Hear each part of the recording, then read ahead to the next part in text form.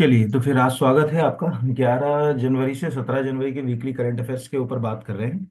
और जैसे पहले भी मैं कई बार ये बोल चुका हूँ कि ये जो करंट अफेयर्स की क्लास है, ये केवल आपका करंट अफेयर्स तैयार नहीं करती है, बल्कि सब्जेक्ट और मिसलिनियस जो क्वेश्चंस आते हैं उन क्वेश्चंस को भी बहुत अच्छे से फ्रेम कराती है। ऑलमोस्ट आपका 50% plus subject history, geography, polity, economics इन क्लासेस से तैयार हो जाता है। और आपको ये भी पता रहता है कि सब्जेक्ट में टाइम के अनुसार क्या पढ़ना है, क्या छोड़ना है, यानी जो सिनेरियो है इस समय एग्जाम्स में, उसमें क्या चीजें हम कोर सब्जेक्ट की पढ़ें, कौन सी कोर सब्जेक्ट की चीजों के ऊपर फोकस करें या ना करें। चलिए, तो पहला क्वेश्चन है, इसके आने की संभावना 2025 में बहुत सारे एग्जाम में रहेगी। उसके पीछे का कारण ये है कि भारतीय मौसम विज्ञान के संबंध में कुछ ना कुछ क्वेश्चन जो है वो बनेगा ही बनेगा।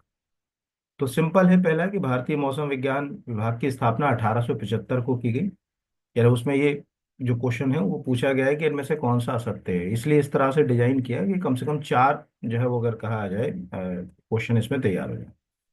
दूसरा है कि भारतीय मौसम विज्ञान विभाग जो है पर्यावरण, वन एवं जलवायु परिवर्तन मंत्रालय के अधीन आता है। और तीसरा और चौथा ही है। तो पहले तो सबसे इंपॉर्टेंट है कि गलत क्या है। गलत यही है। गलत क्यों गलत है? क्योंकि अगर हम यहाँ जाएं, ये ऑफिशियल वेबसाइट हमको स्क्रीन पे दिख रही है, इंडियन मेट्रोलॉजिकल डिपार्टमेंट। तो इंडियन मेट्रोलॉजिकल जो डिपार्टमेंट है वो मिनिस्ट्री ऑफ अर्थ साइंस के अंदर आता है। ठीक है, यानी कोई पूछेगा कि पृथ्वी विज्ञान जो विभाग है, मतलब मंत्रालय, उसके अंदर आता है। ये सबसे इंपॉर्टेंट चीज है जो एग्जाम में आपसे पूछी जाएगी, कभी भी जो अगर कहा जाए पूछेगा तो। क्योंकि यही क्वेश्चन गलत होता है, क्योंकि एक तो ये एक ऐसी मिनिस्ट्री है जिस मिनिस्ट्री पे हमारा कभी ध्यान ही नहीं जाता। मतलब एक नॉर्मली अगर कहा जाए कि किसी से पूछो कि भाई इस मिनिस्ट्री का क्या काम है, तो वो भी नहीं समझ पड़ता। दूसरा, अगर हम इसके अबाउट अस पे जाएं तो डेट वाला क्वेश्चन तो जनरली पंच होता नहीं है। लेकिन अगर हम टेक्निकली देखें यहाँ पर, तो ये लिखा हुआ है कि in the year 1875 the government of India establish the Indian meteorological department. ये 1875 में स्टार्ट हुआ। शुरुआत में जो अगर कहा जाए कि ये शिमला से ऑपरेट हो, कल मतलब जैसे सबसे शुरू में तो कैलकाटा से हो रहा था, फिर उसके बाद जो अगर कहा जाए शिमला से, फिर उसके बाद जो है वो पुणे से, फिर जो है वो दिल्ली से। इस तरह से इसके जो हेडक्वार्टर्स हैं वो लगातार बदलते रहे। तो कैलकाटा, शिमला, पुणे और दिल्ली। हाल फिलहाल में इसका जो मुख्यालय है वो दिल्ली में है। मुख्यालय का नाम भी मौसम जो है वो अगर कहा जाए भवन ही है। ये लिखा हुआ है मौसम भवन, लोधी रोड, न्यू दिल्ली। तो ये भी एक इम्पॉर्टेंट है। दूसरा है कि इसके सबसे पुराना जो इंस्टीट्यूशंस हैं जहाँ से ये बहुत सारे अपने मतलब अगर कहा जाए कि प्रोग्राम्स वगैरह कंडक्ट करता है, उनमें से एक शिमला में भी है। तो दो क्वेश्चन हमारे लिए हैं, क्योंकि आपको स्क्रीन के ऊपर ये जो 150 ईयर वाला ये दिख रहा है यहाँ पर ये। और चूंकि अगर हम पीएससी या किसी एग्जाम की तैयारी कर रहे हैं तो देखा होगा ना, ESSO, अल नीनो जो अगर कहा जाए साउदर्न ऑक्सीलेशन जो है उससे जुड़ा हुआ है, या उससे बेसिक अगर कहा जाए चीज़ों के ऊपर भी इस पे प्रश्न बनते हैं। तो बस ये इतना अपने को याद रखना है। मध्य प्रदेश वाला जो बच्चा है उसके लिए कालिदास वाली स्टोरी लिखी है, वो चाहे तो कोई पढ़ना चाहे तो पढ़ सकता है। बाकी अभी हमारे लिए इतना ही काम का है, इसके अलावा हमको कुछ काम का नहीं है। इसी में से कोई ना कोई क्वेश्चन आएगा, इंडियन मेट्रोलॉजिकल डिपार्टमेंट। और खुद प्रधानमंत्री जी ने इस दिन जो है वो एक और चीज जो इम्पोर्टेंट है इसमें आएगा कि जब इसको 150 साल पूरे हुए तो मिशन मौसम की शुरुआत जो है वो की गई। तो ये लिखा हुआ है कि पीएम मोदी ने मिशन मौसम की शुरुआत, प्रधानमंत्री मोदी ने आज 14 जनवरी को भारतीय मौसम विज्ञान विभाग के 150वें स्थापना दिवस के मौके पर मिशन मौसम। तो ये भी आपसे पूछा जा सकता है कि मिशन मौसम का संबंध निम्नलिखित में से किससे। वैसे तो एक सेकंड में जो है वो हम इसको पकड़ ही लेंगे, ऐसा भी नहीं कि हमसे जो है वो नहीं बनेगा, आसानी से हमको समझ पड़ ही जाएगा, उसमें कोई दिक्कत नहीं। फिर भी रफली जो है वो कॉपी के अंदर लिख लेना चाहिए। तो ये स्टोरी दिख रही है, सेलिब्रेटिंग 150 ईयर। यहाँ बकायदा 14 जनवरी का ये पोस्ट है, इसमें पूरा की पूरा स्टोरी है।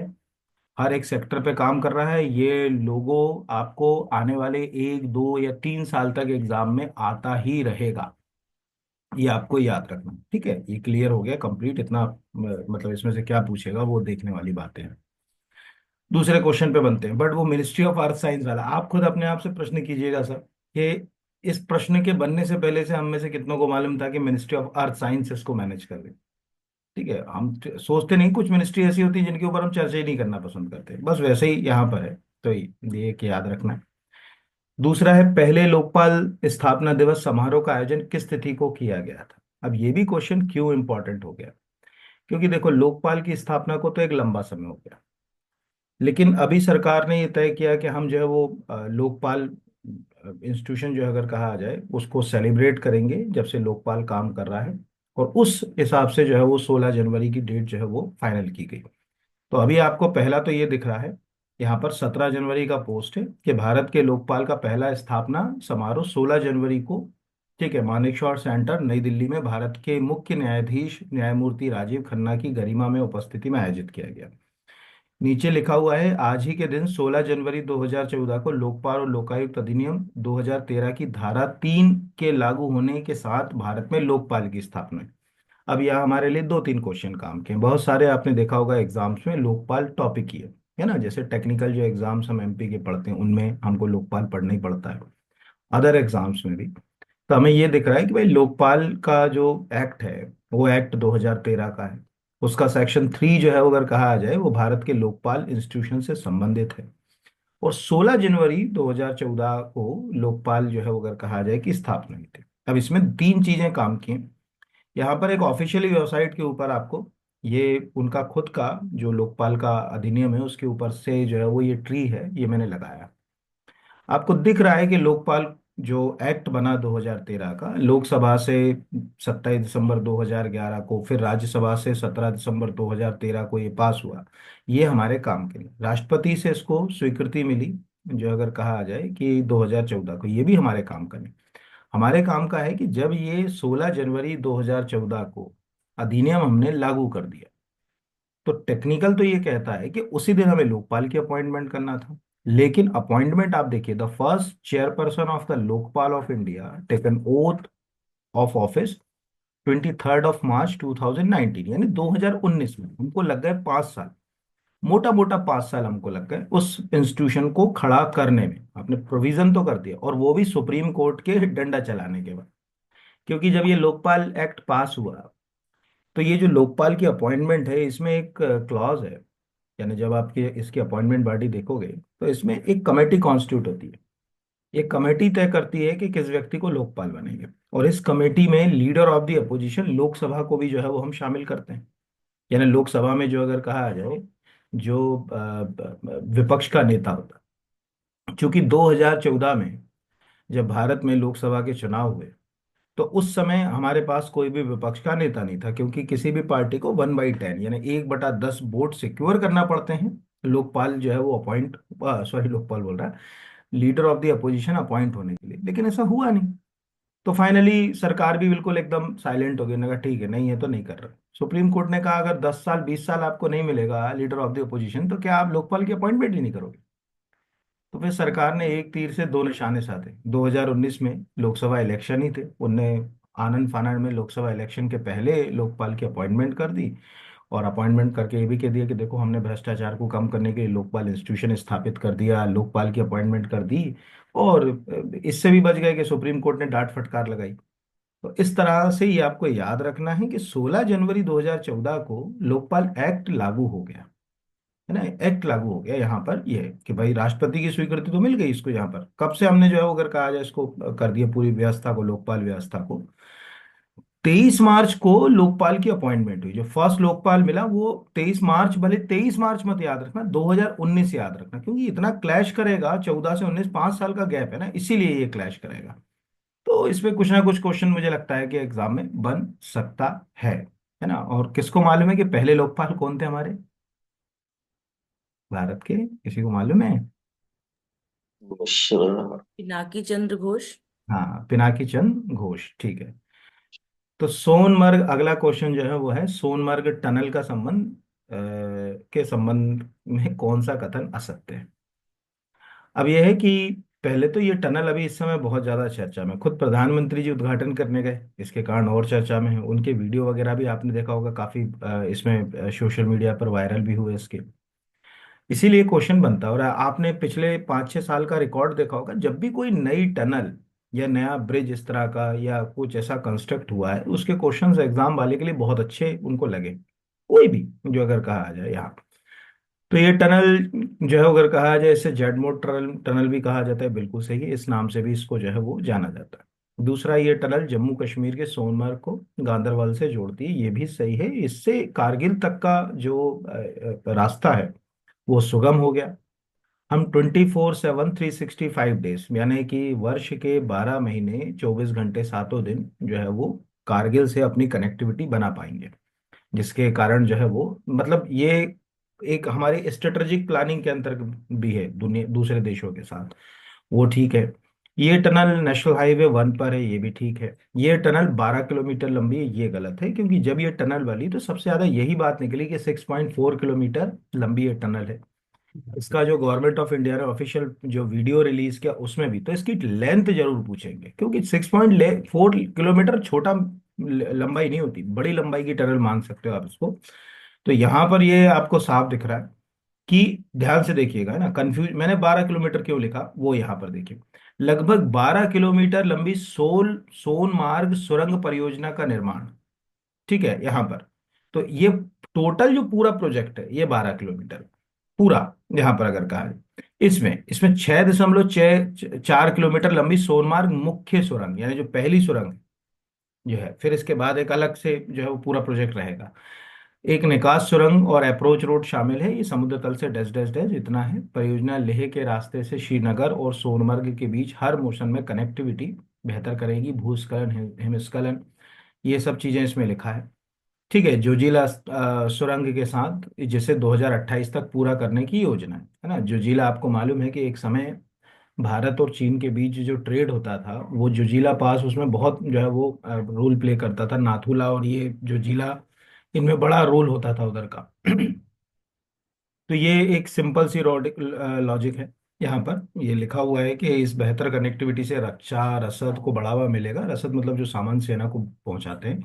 जम्मू कश्मीर और लद्दाख में आर्थिक विकास और सामाजिक संस्कृति का एकीकरण होगा। लद्दाख के साथ हमारी कनेक्टिविटी और ज़्यादा बेहतर होगी। और उससे लगा हुआ जो अगर कहा जाए जो मतलब एलएसी वाला क्षेत्र है उस पर भी हमारा कंट्रोल ठीक ठाक होगा।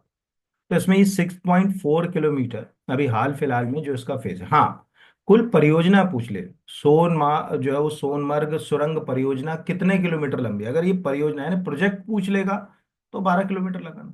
बट वो अभी जो टनल बनी वो पूछेगा तो 12 किलोमीटर नहीं लगाना, वो 6.4 किलोमीटर। जितने भी वीडियो अभी आप देखोगे यूट्यूब पे गवर्नमेंट ने जो प्रेस रिलीज डाले हैं इसके, उनमें सब में 6.4 किलोमीटर की ही बात करी, उन्होंने कहीं भी 12 किलोमीटर की जो है वो बात करी ही नहीं कि वो 12 किलोमीटर लंबी जो है वो टनल जो है वो बनाई। तो कुछ ना कुछ जो है अगर कहा जाए कि आपको आए कैसे। प्लस इस तरह के जब भी क्वेश्चन होते हैं तो उसमें हमेशा याद रखिए कि इनकी रिवीजन जरूर करिए। जैसे अभी आपको ये पता होना चाहिए कि हिंदुस्तान में जो लॉन्गेस्ट जो टनल है वो कौन कौन सी हैं यहाँ पर, या जम्मू कश्मीर और उसके आसपास जो टनल है, जैसे बारामूला से अगर कोई टनल जोड़ रही है तो वो टनल क्या है।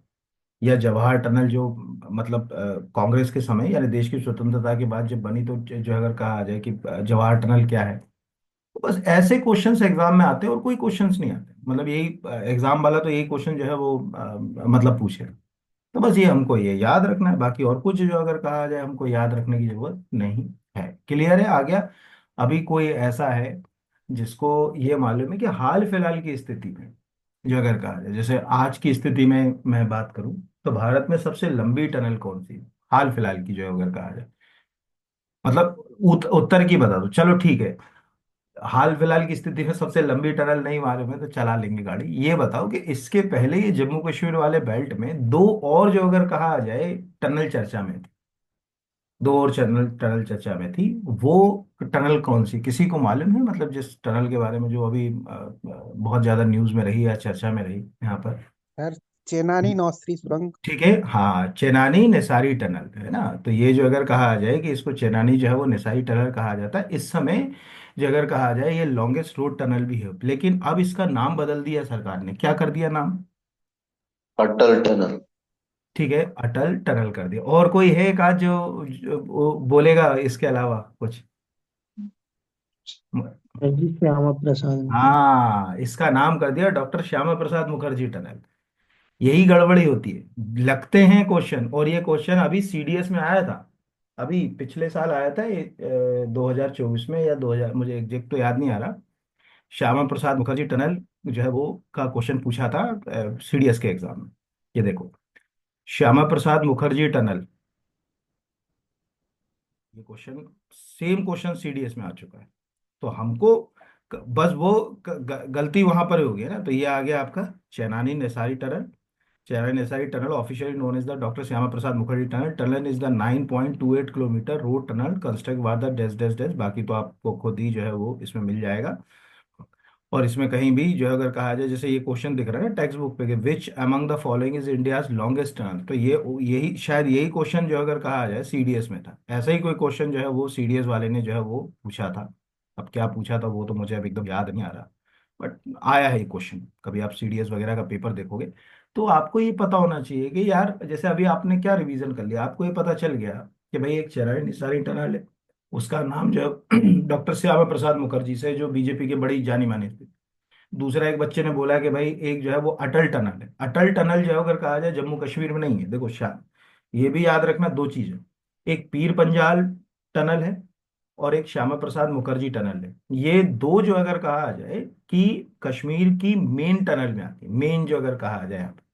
अटल टनल जो है वो कश्मीर की कनेक्टिविटी में नहीं, अटल टनल जो है अगर कहा जाए वो हिमाचल प्रदेश की कनेक्टिविटी, वो हिमाचल प्रदेश को कनेक्ट कर रही। तो बहुत ज्यादा जो है वो रोल प्ले नहीं करती। रोहतांग पास का नाम सुना होगा ना, उसकी कनेक्टिविटी में अटल टनल। ये सब अभी हाल फिलहाल में ही जो है अगर कहा जाए इनका कंस्ट्रक्शन हुआ, प्रधानमंत्री जी ने उद्घाटन किया और चर्चा करी।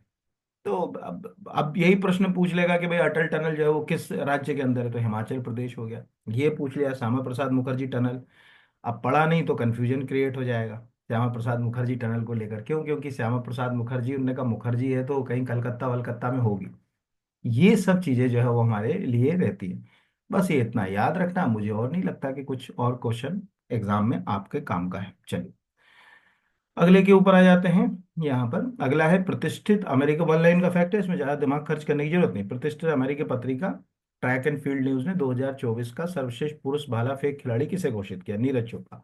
स्क्रीन पे जो चारों नाम दिख रहे हैं ये चारों ही, ठीक है, जेवलिन थ्रो के खिलाड़ी हैं, चारों ही। अरशद नदीम पाकिस्तान के खिलाड़ी हैं जिन्होंने अभी पेरिस ओलंपिक में स्वर्ण पदक जीता था। जैसे उसके बाद नीरज चोपड़ा है जिन्होंने जो है पेरिस ओलंपिक में सिल्वर मेडल जीता। नवदीप सिंह है, सुमित अंतिल, इन दोनों खिलाड़ियों का संबंध जो है वो काय से है? काय से है? कौन से ओलंपिक से? Para para Olympic Olympic. ये मेरा दोनों पैरा ओलंपिक के जो है वो जेवेनाइल थ्रो के खिलाड़ी हैं, जिन्होंने हमको मेडल टैली के अंदर जगह दिलाई, यानी जो पदक तालिका है उसमें इनके कारण हम जो है वो जगह पा पाए। ये दिख रहा होगा सुमित अंतिल पे, स्क्रीन पर दिख रहा है। सुमित अंतिल ने रचा इतिहास, पैरा ओलंपिक में लगातार दूसरा गोल्ड। तो ये हो गया भाला फेंक के खिलाड़ी, वे पैरा ओलंपिक के दोहरे स्वर्ण पदक विजेता हैं, जिन्होंने अगर कहा जाए कि 2020 के पैरा ओलंपिक और 2024 के पैरा ओलंपिक में पुरुषों की भाला फेंक प्रतिस्पर्धा में जीता था। यानी आईएमपी से अभी आईएमपी क्वेश्चन। तो चारों ऑप्शन अगर मैं ले रहा हूं तो आपके लिए तो चारों ही काम के। आपको ये भी पता होना चाहिए, अभी एक क्वेश्चन आपका यहाँ तो, दो क्वेश्चन तो ऊपर वाले तो तैयार हो ही गए, लेकिन आपको यहाँ दो क्वेश्चन और तैयार हो। एक जो अगर कहा जाए सुमित अंतिल के बारे में हो गया कि भाई दो दो ओलंपिक में उसने जो बंदे ने, और ये जो बंदा है ये तो आपने देखा होगा सोशल मीडिया पे कितने वीडियो और रील्स वायरल हुई इनकी। देखा कि नहीं देखा? जो अगर कहा जाए नवदीप सिंह की, देख याद होगा यहाँ पर, है ना? Yes sir, yes sir. ये हमको बुनियादी रूप से पता होना चाहिए। तो ये लिखा हुआ है जेवलिन थ्रो अर्जुन अवार्ड जो है वो supported by dash dash dash, और बाकी चीजें जो है वो यहाँ पर हैं। वो हमारे लिए और ज्यादा चीजें काम की नहीं। तो बस इस तरह के क्वेश्चंस एग्जाम में जो है वो पूछे जाते हैं। इन्हीं में से कोई ना कोई क्वेश्चन एग्जाम में आता है, और कुछ क्वेश्चंस नहीं आते कि आपने लिंक कैसे करा। तो हाल फिलहाल में तो इस मैगजीन ने तो जो है वो आपको स्क्रीन पे दिख रहा है कि भारत में पेरिस ओलंपिक के रजत पदक विजेता नीरज चोपड़ा को प्रतिष्ठित अमेरिकी पत्रिका ट्रैक एंड फील्ड न्यूज ने। अब क्वेश्चन कंफ्यूजन क्यों होता है? क्योंकि जब हम अमेरिका की मैगजीन देखेंगे तो हमारा दिमाग सबसे पहले तो किसको चलेगा? क्योंकि अमेरिका का सॉफ्ट कॉर्नर भारत की तुलना में किसकी ओर ज्यादा है? भारत की तुलना में पाकिस्तान की ओर, है ना? हाँ। अमेरिका अगर कोई काम करेगा तो पाकिस्तान को जो है वो ज्यादा आगे लेके चलता है। दूसरा, अरशद नदीम जो कि जो है वो अगर कहा जाए गोल्ड मेडल विनर है, तो अगर वहां हम तुक्का लगाएं तो हमारा दिमाग नीरज चोपड़ा से पहले इधर आ जाता है। हमको लगता है कि ये हो सकता है। तो नीरज ओलंपिक स्वर्ण पदक के पाकिस्तान के अरशद नदीम से हार गए थे। नदीम को पांचवें स्थान पर रखा गया था क्योंकि उन्होंने ओलंपिक के अलावा 2024 में केवल एक ही स्पर्धा में भाग लिया था। ये आ गया, और यहाँ पर 2024 में भाला फेंक में सर्वश्रेष्ठ पुरुष एथलीट का करार जो है वो दिया है। ये बेसिक हो गया हमारा क्वेश्चन आईएमपी यहाँ। बाकी तो मुझे नहीं लगता कि और जो है वो कुछ और काम का है हमारे। अगला है इंटरपोल के द्वारा आपराधिक संपत्तियों को लक्षित करने के लिए, है ना, ऐसी सभी प्रॉपर्टी एसेट्स जिनका उपयोग किसी ना किसी क्राइम में किया गया है या किसी क्राइम के द्वारा उनको अर्जित किया गया है ना, चाहे वो करप्शन ही क्यों ना हो, भ्रष्टाचार से संबंधित ही क्यों ना हो। जैसे अभी भोपाल में जो केस देख रहे हैं आप, क्या बोलते हैं, आरटीओ कांस्टेबल वाला, उसमें जो पैसा उन्होंने अर्न किया वो एग्जैक्टली क्राइम है। आपने करप्शन जो है वो करप्शन अपने आप में एक प्रकार का अपराध है, उससे अर्ज किया। तो अगर कोई व्यक्ति इसको लेकर कहीं निकल जाता है दुनिया के दूसरे देश में, तो उसको कैसे हम पकड़े, उसकी प्रॉपर्टीज को के खिलाफ कैसे जो है वो नोटिस डाले। इसके लिए जो है वो इंटरपोल ने अभी हाल फिलहाल में एक जो नोटिस शुरू किया वो है सिल्वर नोटिस। ऑलरेडी इंटरपोल कई तरह के नोटिस जारी करता है, स्क्रीन पर ये इंटरपोल के नोटिस डले हुए हैं। ठीक है, पहले तो ये दिख रहा होगा इंटरपोल के सिल्वर नोटिस की एबीसीडी पहली बार किया गया जारी है ना, इंटरपोल के एक प्रोजेक्ट के तहत पहली बार सिल्वर नोटिस जारी किया गया। इस नोटिस के जरिए दुनिया भर से जानकारी जुटाने का काम किया जाएगा। ये नोटिस की जानकारी होने के बाद भारत को भी मदद मिलेगी। भारत में पहला केस हमारा इसी में रजिस्टर्ड हुआ, ये जो भोपाल वाला है। अब यहाँ पर दिख रहा है red notice, yellow notice, blue notice, अलग अलग तरह के, ये पूरे हमको याद नहीं। सबसे जो अगर कहा जाए खतरनाक नोट होता है रेड कॉर्नर नोटिस, इनको रेड कॉर्नर वर्ड बोला जाता है ना, रेड कॉर्नर नोटिस। लग रहा है कोई अपराधी है, बहुत ज्यादा खतरनाक कोई डॉन है, उसके खिलाफ रेड कॉर्नर नोटिस निकलता है, मतलब ये तो बड़ा खतरनाक अपराधी होगा। फिर उसके बाद जो अगर कहा जाए कि और भी यहाँ पर कैटेगरीज उन्होंने दी हुई है, इन कैटेगरीज में अगर कहा जाए कि हम जैसे देख रहे हैं कि मिसिंग पर्सन, उसके लिए येलो नोटिस निकाल दिया कि कोई हमको मिल नहीं रहा, गुमशुदा की तलाश है जिसको कहा जाता है। फिर अगला जो है अगर कहा जाए ये पायलट फेज पे, पायलट का मतलब है कि आने वाले समय में देखा जाएगा कि इस नोटिस को कंटिन्यू रखना है कि नहीं रखना। तो ये आइडेंटिफिकेशन एंड जो है वो ट्रैकिंग ऑफ क्रिमिनल एसेट, जो भी अपराधियों की संपत्तियां होती हैं उनको कैसे ट्रैक किया जाए। फॉर एग्जाम्पल किसी, आपने देखा होगा कि कई लोग क्या करते हैं, देश से अपनी संपत्तियों को रातों रात बेचकर किसी दूसरे देश में उस पैसे से प्रॉपर्टी एक्वायर कर लेते हैं या खरीद लेते हैं। तो ये सब पता करेगा कि भाई अगर मान के चलिए वो भोपाल से अगर बंदा अभी चला गया है, दुबई चला गया है या कहीं और चला गया, उसने क्या वहाँ प्रॉपर्टी खरीद ली है या उसकी वहाँ प्रॉपर्टियां हैं या उसने यहाँ से ब्लैक मनी को वहाँ यूज किया है, ये सब जानकारी हमको इनसे पता चलेगी। तो बस ये इस तरह से कैटेगरीज होती है, हमें पूरी कैटेगरी याद नहीं करना है, हमको याद रखना है कि सिल्वर नोटिस हाल ही में चर्चा में किस इंस्टीट्यूशन के द्वारा जारी किया गया, तो इंटरपोल। ठीक है, दूसरा सबसे ज्यादा वांटेड के लिए कौन सा होता है, तो रेड नोटिस होता है। आर्थिक अपराधों से जुड़ा हुआ जो अगर कहा जाए ये नोटिस है, इसके अलावा कुछ और याद करने की जरूरत नहीं है। तो ये बस ये हो गया। और आखिरी जो है वो कि जब इस तरह का कोई भी क्वेश्चन आए तो हम ये देखें कि हमने पहले से अगर कोई चीज कर रखी तो हमारा दिमाग जो है वो उसके लिए कितना जो है वो तैयार है। तो जैसे सिंपल है, किसी को इस क्लास में याद है कि इंटरपोल की हेडक्वार्टर कहाँ से ऑपरेट होती है? 100 साल हो गए इंटरपोल को खड़े हुए, इसीलिए मैं पूछ रहा हूँ ये। Lions France. ठीक है, लियोन, ठीक है, वेरी गुड। वो फ्रांस के लियोन से इंटरपोल ऑपरेट होता है। और इसके पीछे का तर्क मैं पूछता नहीं, मैंने पूछा है इसलिए क्योंकि इंटरपोल अभी 100 ईयर कंप्लीट कर, 1923 में इंटरपोल की स्थापना हुई और 2023-24 जो निकला अभी, इसमें 100 वर्ष अपने पूरे कर चुका है। तो हो सकता है कि आपको इंटरपोल की हेडक्वार्टर पूछ ले। जैसे आपको याद होगा कि इंटरनेशनल ओलंपिक कमेटी ने अपना हेडक्वार्टर चेंज किया तो क्वेश्चन एमपीपीएससी ने पूछ लिया था, याद आया किसी को? जब उसने अपना हेडक्वार्टर बदला तो एमपीपीएससी ने पूछ लिया कि भाई कहाँ हेडक्वार्टर है, उसका कारण नहीं कि उसने चेंज किया तो पूछ लिया। तो यहाँ 100 ईयर हुए तो पूछ लेगा कि लियोन जो है वो फ्रांस में किस, इनमें से किसका हेडक्वार्टर है, या इंटरपोल का हेडक्वार्टर कहाँ है, ऐसा पूछ लेगा इस तरह से। फिर वन लाइन का है, इसमें ज्यादा काम नहीं करना। हाल ही में किसे एएफआई एथलीट कमीशन का अध्यक्ष जो है अगर कहा जाए चुना गया है, तो अंजू बेबी जॉर्ज को चुना गया है। ये चारों इसके मेंबर हैं। अब ध्यान से पहले तो देख लीजिएगा, Anju baby George AFI athlete आयोग की अध्यक्ष नियुक्त, नीरज चोपड़ा सबसे प्रमुख सदस्य। अब कंफ्यूज मत होना, यहाँ पर मैं चेयरमैन की बात कर रहा हूँ। ठीक है, यहाँ पर अगर कहा जाए, मैं प्रेसिडेंट की बात नहीं कर रहा हूँ, इसमें प्रेसिडेंट और चेयरमैन जो अगर कहा जाए अलग अलग, दो अलग अलग पद हैं। तो आप वहां जरूर देख लीजिएगा, और एग्जाम में आएगा तो हमेशा जो है वो चेयरमैन भी ही पूछेगा।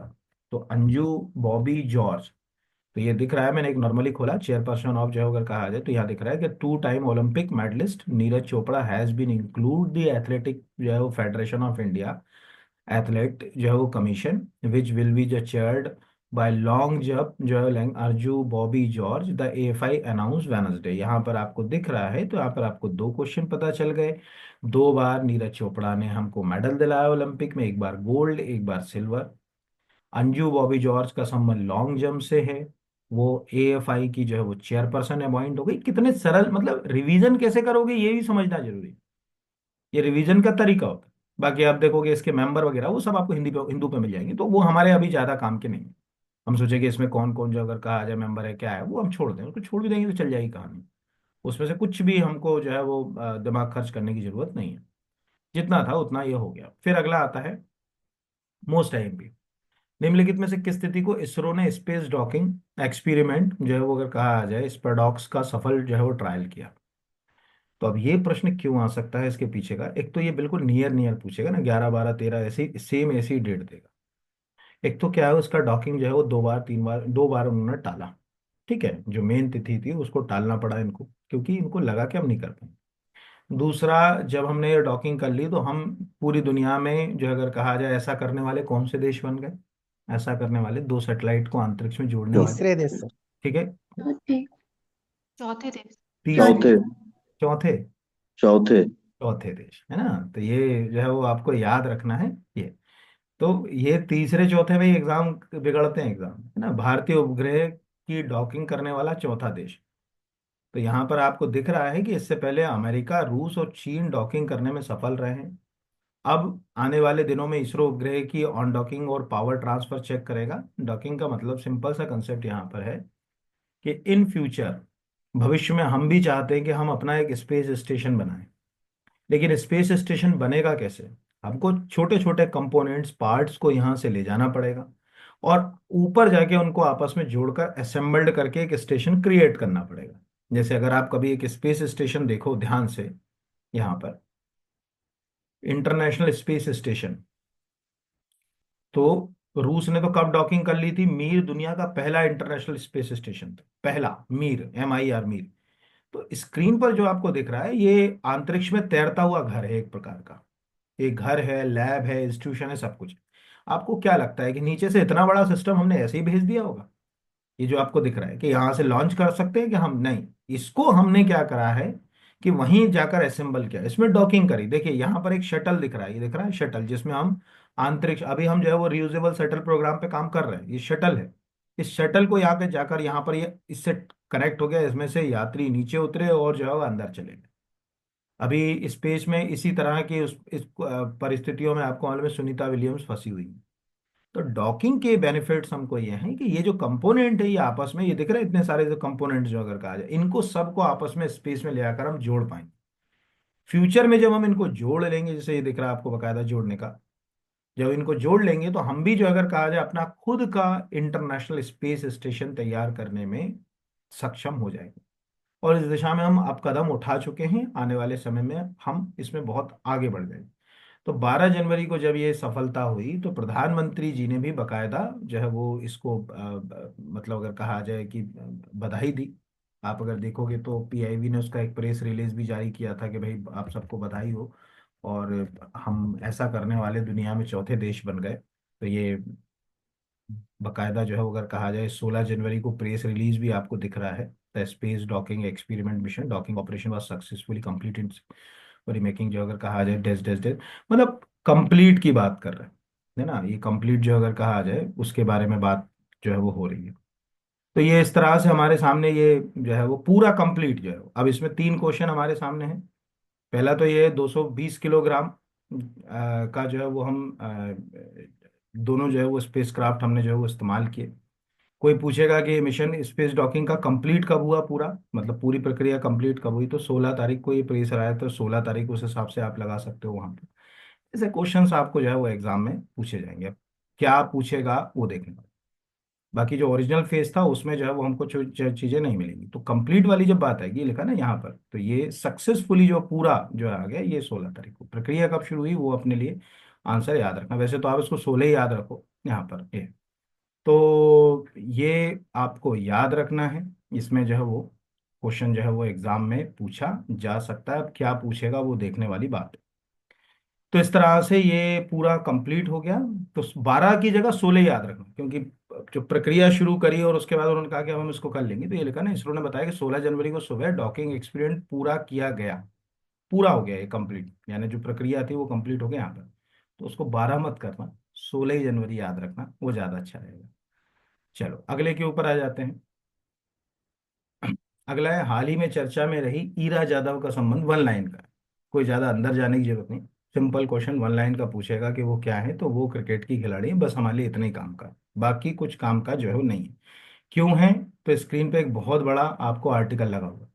सचिन तेंदुलकर के स्कूल से निकली मुंबई की 14 साल की ईरा ने रचा इतिहास, अंडर 19 वनडे में 13 शतक जड़ने वाली पहली भारतीय बनी। तो आप सोचो कि उम्र मोहताज नहीं होती किसी किसी चीज के लिए, तो यहाँ पर 14 साल लिखा हुआ है। तो अंडर 19 वनडे में 13 शतक जड़ने वाली जो है वो पहली भारतीय बनी, बस ये इतना याद रखना, बाकी कुछ और याद रखने की जरूरत नहीं।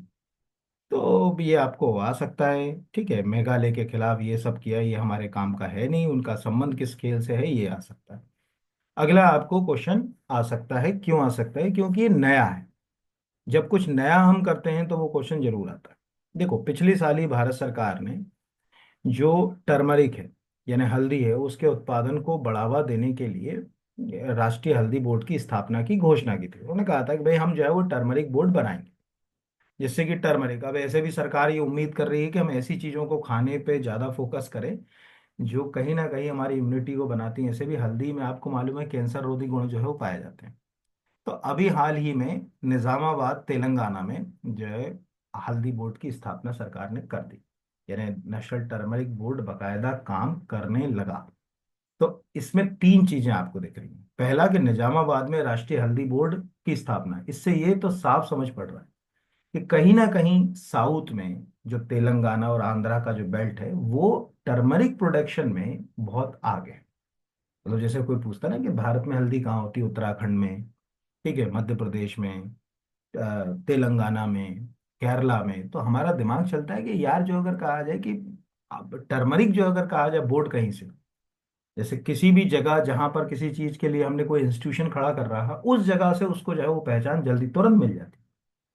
ठीक है, तो वो इस तरह से हमारे लिए क्वेश्चन हो सकता है। इनडायरेक्ट क्वेश्चन हमको दिख रहा है कि हल्दी का उत्पादन जो है वो अगर कहा जाए किन राज्यों में, तो अगर आप turmeric state wise turmeric production आप देखें, तो दक्षिण के राज्य, ऐसा नहीं कि टर्मरिक मध्य प्रदेश में नहीं हो रही है, तो कहना गलत है, लेकिन हम उसमें टॉप स्टेट में अपनी जगह नहीं बना पाते ना। यहाँ पर स्टेट वाइज टर्मरिक प्रोडक्शन,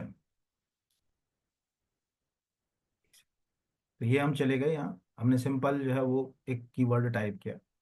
अब आपको एक फोकट का क्वेश्चन जिसको कहते हैं ना, बिना ज्ञान खर्च किए जो क्वेश्चन मिल गया, वो क्या मिल गया? The major turmeric production states India are Telangana, Maharashtra, Karnataka, Tamil Nadu, Andhra, Madhya Pradesh, West Bengal, ये इतने सारे राज्य, लेकिन इसमें शुरुआती लाइन में हमारा नाम नहीं। तो वही मैंने कहा ना कि ऐसा नहीं कि हमारे यहाँ नहीं हो रहा, बट हम टॉप स्टेट्स में अपनी जगह जो नहीं बना। और जो टॉप स्टेट में वो अगर कहा जाए, ये बता रहा है स्टेट वाइज, तेलंगाना को बोल रहा है, महाराष्ट्र को बोल रहा है, कर्नाटक को, तमिलनाडु को, ऐसे करके वो नीचे की ओर जो है वो हमको लेकर जा रहा है। ऐसे बहुत सारे आपको जो है वो आर्टिकल्स जो है वो इंटरनेट पर जो है वो मिल जाएंगे। तो technically government of India notify established national turmeric board, सरकार ने 2023 में ही, ये दिख रहा होगा 4 अक्टूबर 2023 का था कि भाई हम टर्मरिक बोर्ड जो है वो का गठन करेंगे, तभी उन्होंने बोल दिया था। और यहाँ पर और नीचे लिखा हुआ है the largest producing state of turmeric are, जो है महाराष्ट्र, तेलंगाना, कर्नाटका, तमिलनाडु, ये चार राज्य है। इसमें अभी जो है वो तेलंगाना सबसे चर्चित है, इसलिए तेलंगाना के निजामाबाद में इसका हेडक्वार्टर बनाया गया है। इस तरह से हमारे लिए ये question exam point of view से काम आ सकता है। ये आपको याद रखना, यहाँ पर मिनिस्ट्री ऑफ आयुष भी ऐसे भी, हल्दी का 1 टन तो हम बचपन से ही सुनते चले आ रहे हैं, तो बस ये याद रखना है और कुछ नहीं याद रखना है इसमें। ये यहाँ, तो ये हल्दी बोर्ड है, किस दिन किया गया, ये सब जो है वो मुझे नहीं लगता कि एग्जाम में कोई आपको आएगा या कुछ होगा। अगला है आयुष्मान भारत प्रधानमंत्री जन आरोग्य योजना के संबंध। अब ये प्रश्न हमने क्यों लिया, इसके पीछे का पहले तर्क ले लें, ठीक है, फिर हम नीचे जाएं। स्क्रीन पर आपको प्रश्न का उत्तर मिल रहा है। उड़ीसा आयुष्मान भारत योजना में शामिल हुआ 4.5 करोड़ लोगों को स्वास्थ्य कवरेज का विस्तार, ये पहला है ना, क्यों लिया उसके पीछे का तर्क बता रहा है। अभी हमको मालूम है कि देखिए, स्वास्थ्य जो है वो राज्य का सीधे विषय है, राज्य चाहे तो उसके ऊपर कोई काम करे ना करे, वो हम उसको जो है वो छेड़खानी नहीं कर सकते। अब हमको मालूम है कि अब एक स्टेट तो ऑलमोस्ट सबको मालूम है, जो आयुष्मान भारत जो है वो प्रधानमंत्री जन आरोग्य योजना को अपनाया नहीं है। बाकी भले ही ना याद हो, वो स्टेट का नाम है सर पश्चिम पश्चिम बंगाल। बंगाल। पश्चिम बंगाल। उसने साफ मना कर रखा है, ऐसे भी ममता बनर्जी और प्रधानमंत्री जी के बीच जो है वो अच्छे संबंध दिखते नहीं। तो अब हमारे सामने पहले ही आंसर गलत क्यों हो गया, क्योंकि जब हम आयुष्मान भारत प्रधानमंत्री जन आरोग्य योजना या आयुष्मान भारत योजना कह लो, तो जब हम नॉर्मली पढ़ते हैं तो हमारे दिमाग में एक प्रश्न खड़ा होता है कि यार पूरे हिंदुस्तान में ही होगी, आयुष्मान तो सब जगह सुन रहे हैं। तो ये योजना भारत के सभी राज्यों और संघ शासित प्रदेशों में लागू है, ये जो है वो अगर कहा जाए कि गलत हो गया यहाँ पर। दूसरा जो है, योजना की शुरुआत जो है वो 2018 में, बाकी तो तीनों जो है सही है। योजना की शुरुआत 2018 में की गई, तो ये ऑलमोस्ट बहुत सारे बच्चों को पता होता है। सबसे ज्यादा गलत होता है ये नेशनल हेल्थ अथॉरिटी। ये क्वेश्चन एमपीपीएससी के मेंस में भी आ चुका है कि इसका संचालन, आप कभी पुराना पेपर उठाइए 2-3 साल पहले, उसने यही पूछा था कि कौन सी एजेंसी इसको जो है वो अगर कहा जाए कंडक्ट करती, किसके थ्रू जो अगर कहा जाए कि इसका संचालन जो है वो किया जाता। तो इस ये एक जो है अगर कहा जाए हमारे लिए जो है वो मतलब क्वेश्चन जो है वो आता है कि क्या पूछेगा। चौथा जो है वो, इस योजना के तहत 5 लाख रुपए तक स्वास्थ्य बीमा, और अभी इसमें एक नया क्लॉज और जोड़ दिया। सबको मालूम है कि किस एज ग्रुप में, किस सब क्राइटेरिया हटाकर उसको इसमें सीधे शामिल कर लिया गया है। 70+, हाँ। 70 के ऊपर। जो आदमी 70 साल की उम्र पूरी कर रहा है, वो व्यक्ति पात्र होगा, चाहे वो किसी आय वर्ग का हो, चाहे वो टैक्स देता हो नहीं देता हो, सबको सरकार ने कहा कि जो है वो मतलब हम कवरेज में जो है वो रखेंगे। तो ये आपको याद रखना है, कभी ये क्वेश्चन आ जाए कि यहाँ पर इस बहाने जो है वो आपको एक और चीज जो है वो अगर कहा जाए कि पता चल गई कि भाई हमारा कॉन्स्टिट्यूशन ये कहता है कि हेल्थ से रिलेटेड जो भी इश्यूज हैं उन पे राज्य जो है वो काम करेगा, क्योंकि पब्लिक हेल्थ और सैनिटेशन जो है अगर कहा जाए वो स्टेट का हिस्सा है। ठीक है, तो अगर भारत सरकार कभी सपोज मान के चलिए, ऐसे समझ लीजिए कि भारत सरकार कोई सैनिटेशन स्वच्छता पे कार्यक्रम कर रही है, तो आप ये मान के चलिए कि राज्य चाहे तो कह दे कि साहब हमको आपके साथ नहीं जोड़ना है, तो आप उसको डंडा नहीं चला सकते। तो आज से याद रखना है कि कोई पूछे कि हेल्थ, पब्लिक हेल्थ और सैनिटेशन किस लिस्ट का विषय है। ठीक है, तो अगर हम सिंपल एक वर्ड टाइप करें यहाँ पर, ये क्वेश्चन पॉलिटी का तैयार हो गया इस बहाने। Public health and sanitation in 7th schedule, इतना कर लेंगे तो क्लियर जो अगर कहा जाए हमको लिंक हो जाएगा क्वेश्चन ज्यादा जो है वो। तो अभी हमारे सामने यहाँ पर एक जो है सर्च लैब ये बताती रहती है कि पब्लिक हेल्थ एंड सैनिटेशन यानी लोक स्वास्थ्य और स्वच्छता are listed in the state list of the 7th schedule of the constitution. हमारे संविधान की 7वीं अनुसूची के अंदर ये जो है वो राज्य सूची के विषय में है। राज्य तय करेगा कि क्या करना है। कहीं क्वेश्चन आया भी होगा, पब्लिक हेल्थ एंड सैनिटेशन डस डस डस, अब कहाँ आया गॉड नोस, वो आप खुद भी इन क्वेश्चंस को देख सकते हैं। आप में से जैसे ये सब क्वेश्चंस एग्जाम में जो है वो आए हुए हैं, तो इनको आपका जब भी मन करे तो आप देख सकते हैं ना। एक सेकंड होल्ड करिएगा। तो ये एक साफ है कि ठीक है, लोक स्वास्थ्य और स्वच्छता राज्य सूची का विषय है, इसलिए सभी राज्य इसे अपनाएं। ऐसा जरूर नहीं है कि केंद्र की कोई योजना, केंद्र लोक स्वास्थ्य के बेहतरी के लिए काम कर रहा है। यही कारण है कि पश्चिम बंगाल जैसे राज्यों ने अपने खुद के हेल्थ स्कीम्स जो है वो चला रखी हैं। ये आपको याद रखना। उड़ीसा अभी इसमें शामिल हो गया, ये हमारे लिए एक बेसिक है। ये लिखा हुआ है कि उड़ीसा, इस प्रकार उड़ीसा 34वां राज्य जो है वो बन गया, इसमें शामिल हो। 34वां राज्य मतलब है राज्य और संघ शासित प्रदेश मिला के बात कर रहा है, नहीं तो तुम सोचो कि 34 राज्य कहाँ से हो गए। बस ये अपने को याद रखना है, बाकी और कुछ जो है वो याद रखने की जरूरत नहीं। एशिया में दूसरा सबसे बड़ा इस्कॉन मंदिर का उद्घाटन कहाँ किया गया है? कलकत्ता, नवी मुंबई, मथुरा, प्रयागराज। वन लाइन का है नवी मुंबई, क्योंकि प्रधानमंत्री जी गए थे। आपको स्क्रीन पे दिख रहा होगा, प्रधानमंत्री मोदी ने एशिया के दूसरे सबसे बड़े इस्कॉन मंदिर का जो है वो उद्घाटन किया। प्रधानमंत्री जो है ये यहाँ पर। दूसरा कि ये चर्चा में इसलिए है क्योंकि ऑलरेडी इस्कॉन मंदिर का एक मुद्दा अभी बांग्लादेश में भी चर्चा में था।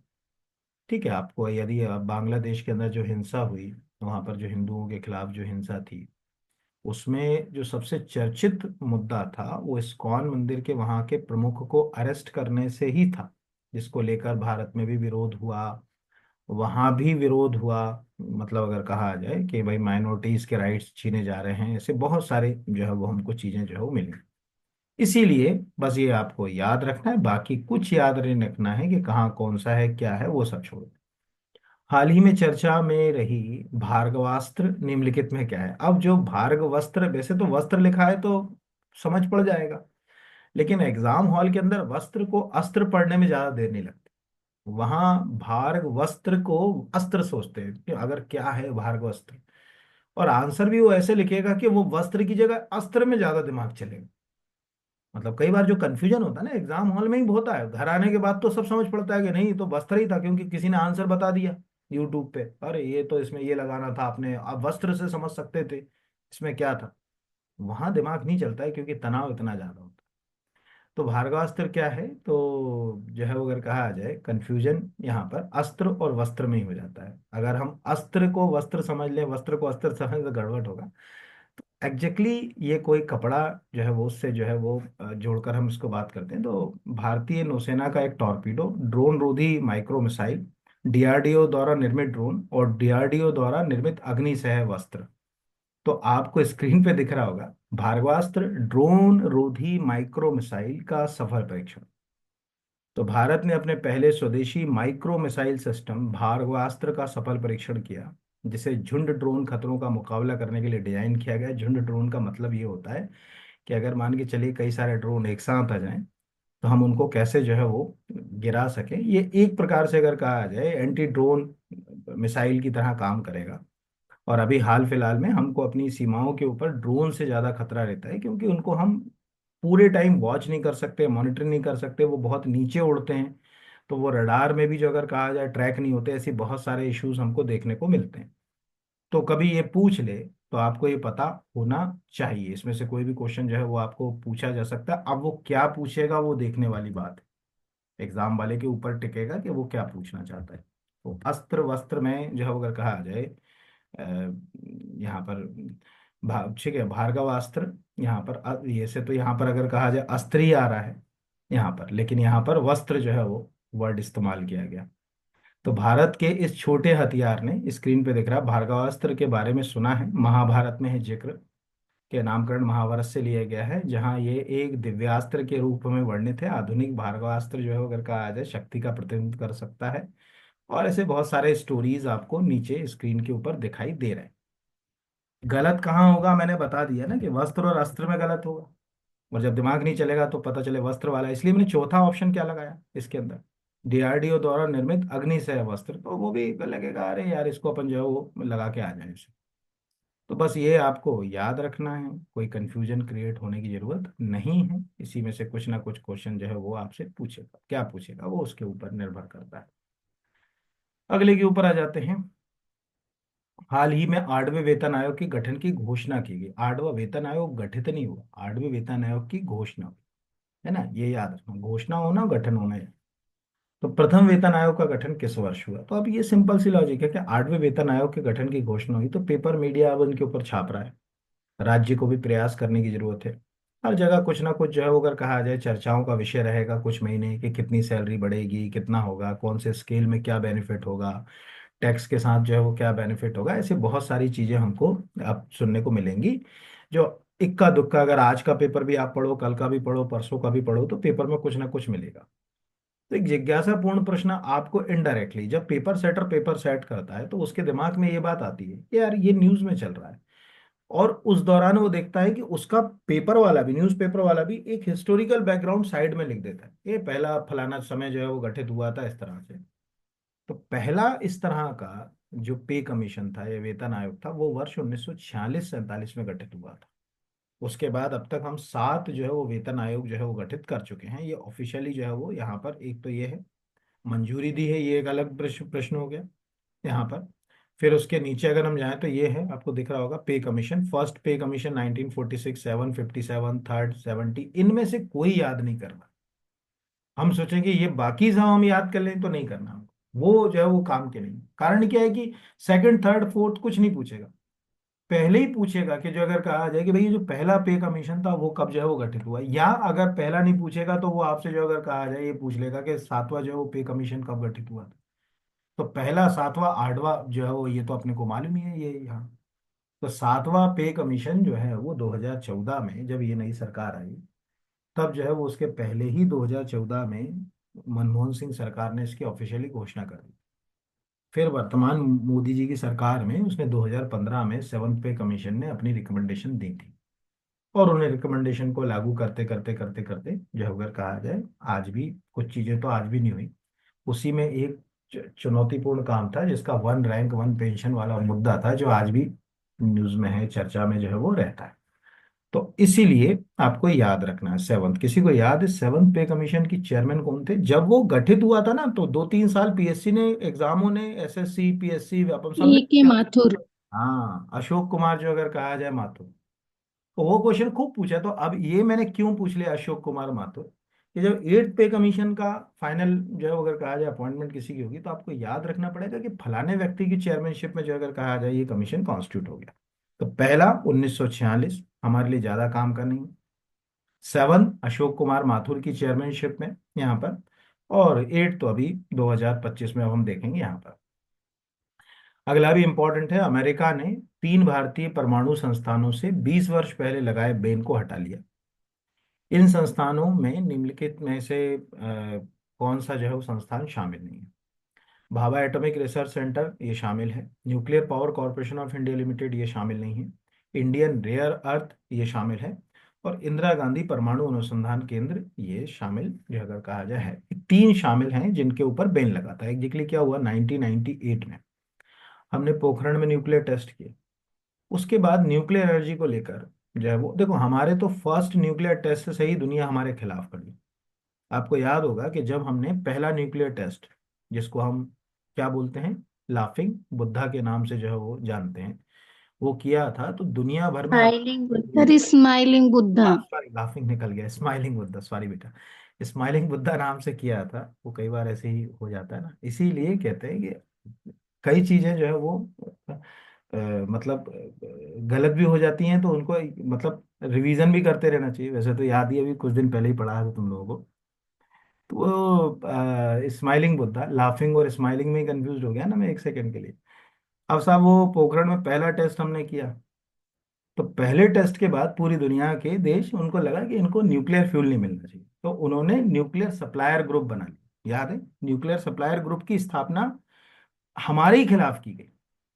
ठीक है कि भैया इनको, भारत को हमको न्यूक्लियर फ्यूल देना ही नहीं है कभी। आप उसको भी 50 साल हो गए हैं, इसीलिए मैं कोई भी चीज अगर मैं बता रहा हूँ तो केवल वही चीज मैं बोलता हूँ जो 50 साल, 75 साल, 100 साल, नहीं तो फिर मैं बोलते ही नहीं यहाँ पर। तो ये जो न्यूक्लियर, कभी भी आप अगर न्यूक्लियर सप्लायर ग्रुप का स्टोरी पढ़ेंगे, न्यूक्लियर सप्लायर ग्रुप, इसको एनएसजी कहा जाता है, पर अपन एनएसजी लिख देते तो पुलिस आ जाती है, एनएसजी वाली, फोर्स वाली यहाँ पे। तो ये आपको दिख रहा होगा कि the nuclear supplier group the country work together the prevent and जो है वो spread the nuclear weapon, the NSG was found in 1974। अब बड़ा प्रश्न है, 1974 में ही क्यों बना? इसके आगे पीछे क्यों नहीं बना? क्योंकि हमने हमारा पहला न्यूक्लियर टेस्ट 1974 में ही किया, और हमारे टेस्ट के खिलाफ ही इन लोगों ने, और ये अपनी वेबसाइट पे ये बात लिखते भी हैं कि भाई भारत जैसे देशों के कारण ही जो है वो जो है वो हमको ये कदम जो है वो उठाना पड़ा। तो ये 1974 हो सकता है कि आपको यही प्रश्न पूछ ले कि न्यूक्लियर सप्लायर ग्रुप की स्थापना जो है वो किस वर्ष जो है वो की गई, तो हमारे दिमाग में आ गया कि हाँ भैया 1974 में की। फिर उसके बाद हमने सेकंड जो न्यूक्लियर जो टेस्ट किया वो पोखरण में 98 में किया। उसके बाद फिर हमारे इंस्टीट्यूशन के ऊपर जो है वो प्रतिबंध लगाने की कहानी जो है वो शुरू हुई। इस तरह से जो है वो आपको जो है वो याद रखना है। बाकी मुझे नहीं जो है वो अगर कहा जाए लगता कि और कुछ अपने को याद रखने की जरूरत है। इसी में से कुछ ना कुछ क्वेश्चन जो है वो पूछ सकता है, ये याद रखिएगा। पूरा जब स्टोरी पढ़ोगे तो इसमें आपको इंडिया की कहानी भी मिल जाएगी। जब पढ़ोगे तो इसको पूरा, बस पूरा पढ़ना पड़ेगा। हम, हमारे कोई काम को तो है नहीं कि हम पूरा पूरा एक एक स्टोरी जो है वो पढ़ेंगे, क्या हो रहा है, कैसे हो रहा है, क्या काम हो रहा है, वो सब छोड़ दें हम लोग यहाँ पर। तो एक तो ये है।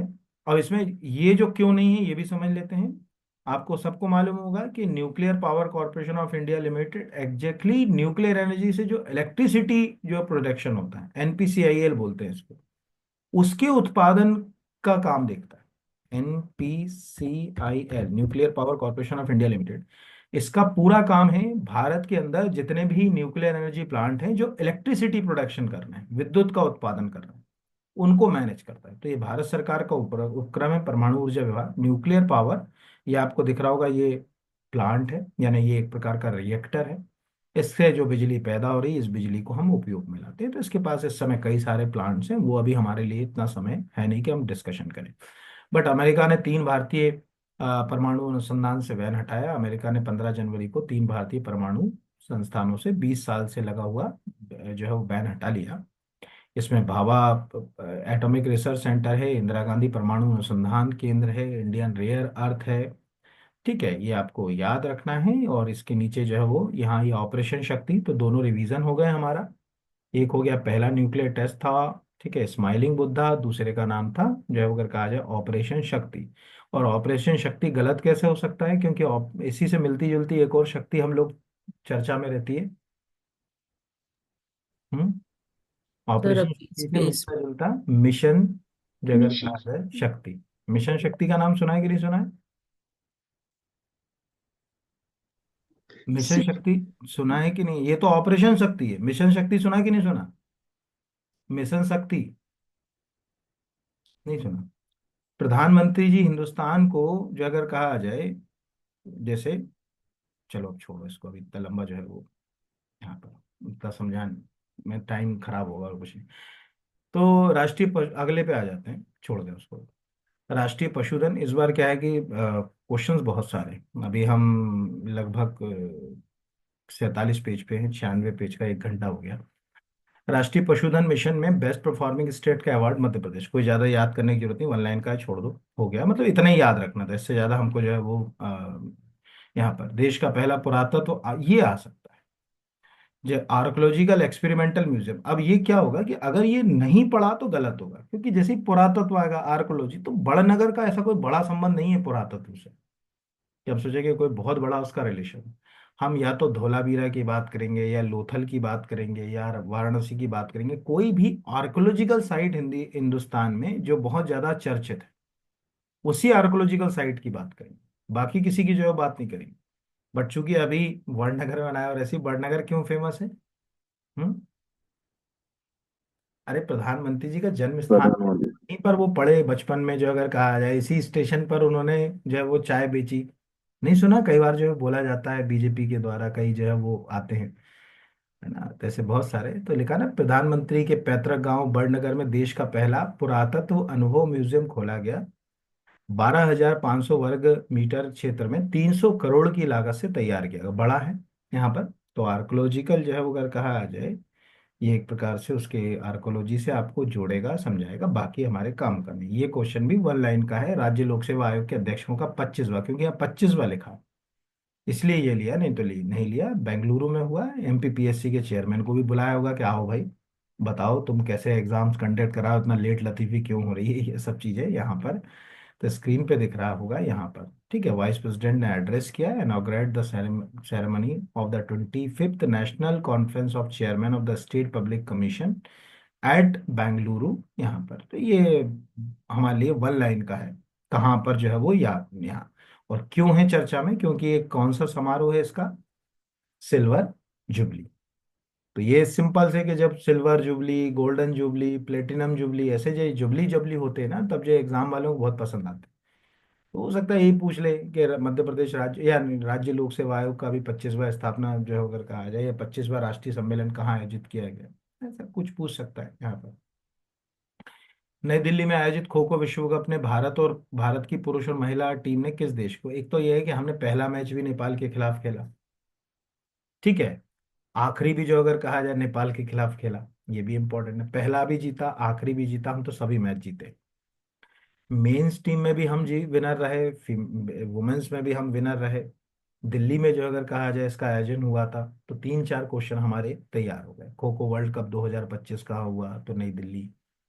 खो खो वर्ल्ड कप 2025 में भारत ने अपना पहला मैच किस देश के खिलाफ खेला, तो नेपाल के खिलाफ। खो खो वर्ल्ड कप जो अगर कहा जाए कि विजेता टीम है, तो भारत। किसको हराया, तो नेपाल को। मेंस टीम विजेता टीम कौन है, तो भारत। फीमेल जो है वो कौन है, तो भारत। ऐसे कई सारे क्वेश्चन एक ही में समाहित हो जाते हैं। तो वन लाइन का है, ज्यादा आपको जो है वो याद रखने की जरूरत नहीं है, इसमें कुछ और आपको याद नहीं। तो ये जो है अगर कहा जाए कि ये यहाँ पर है। फिर इसके बाद अभी नाग, नाग ऑलमोस्ट ऐसा कोई नहीं होगा जिसको नाग के बारे में जो है वो, इसका क्वेश्चन शायद नीचे लग गया गलती से।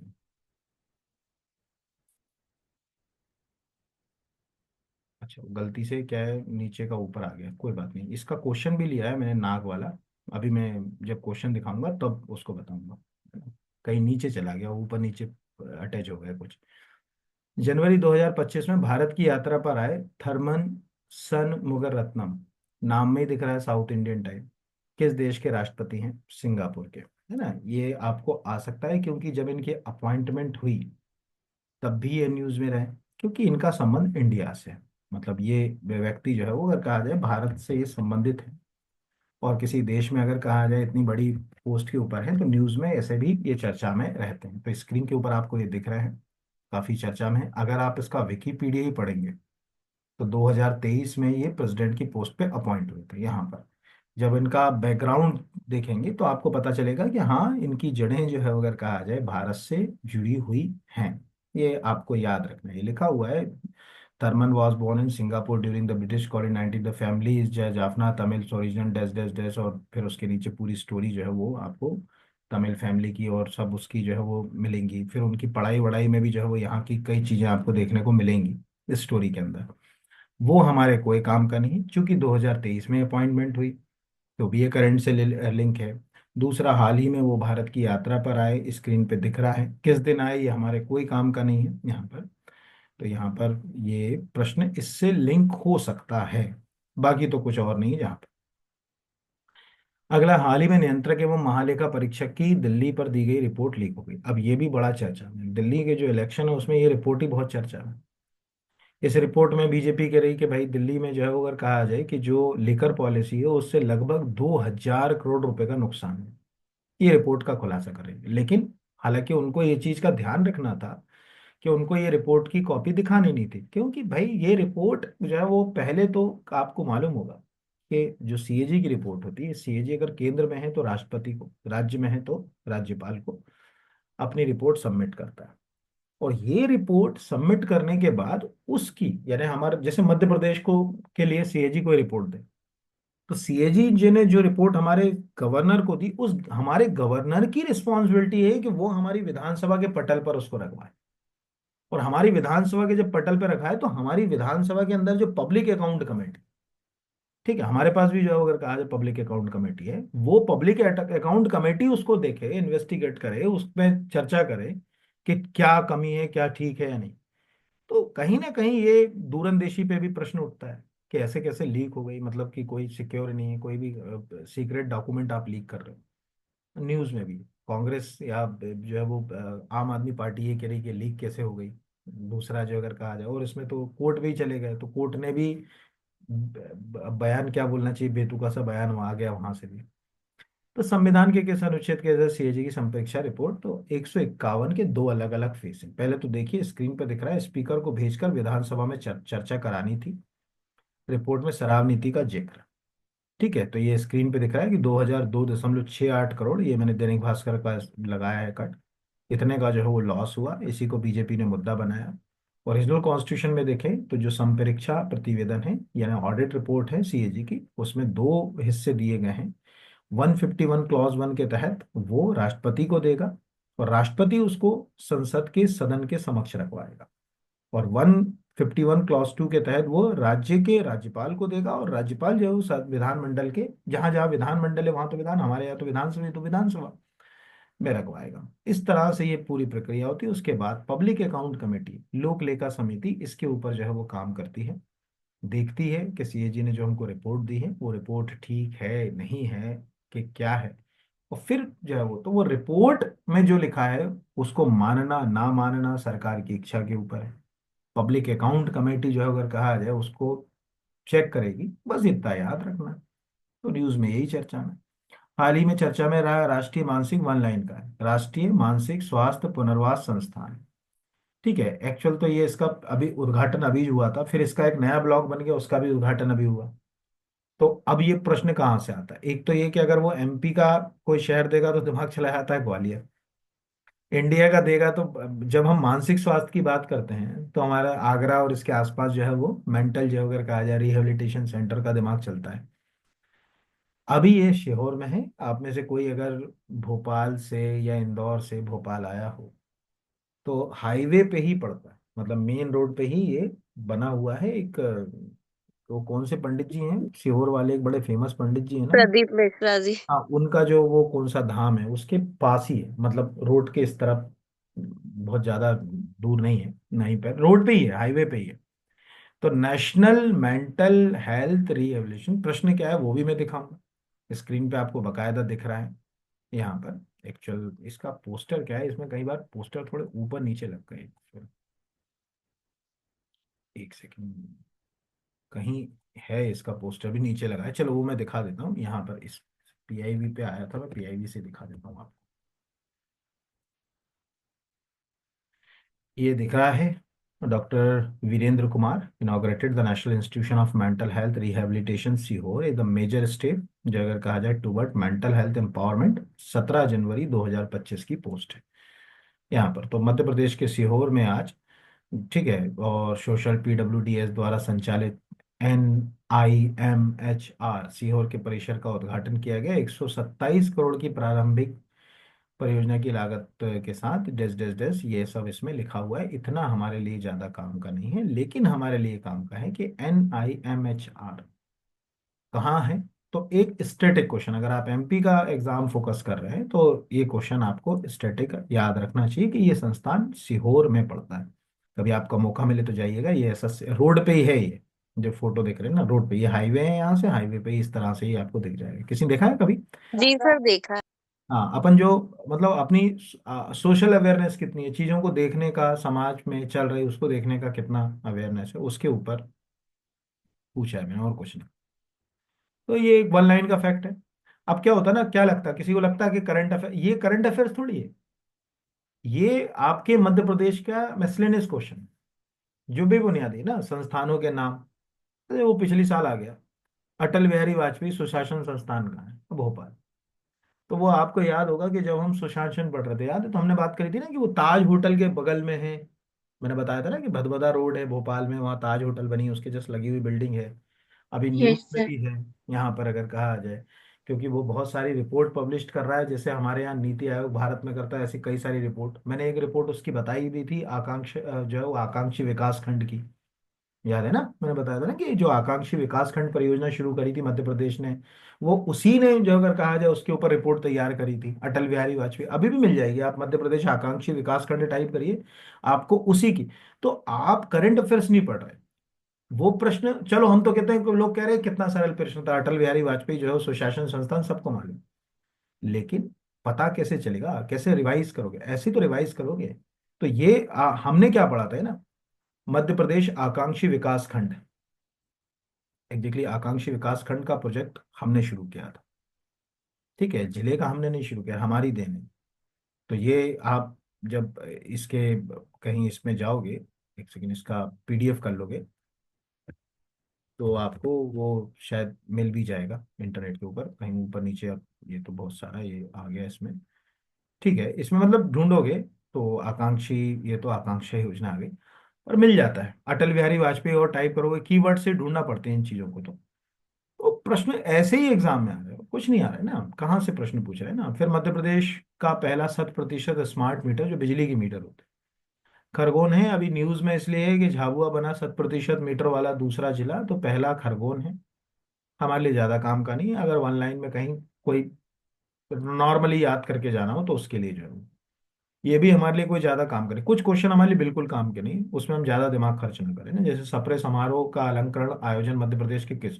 तो अभी एक असिस्टेंट प्रोफेसर के पेपर हुआ था, उसमें सिंपल प्रश्न पूछा था।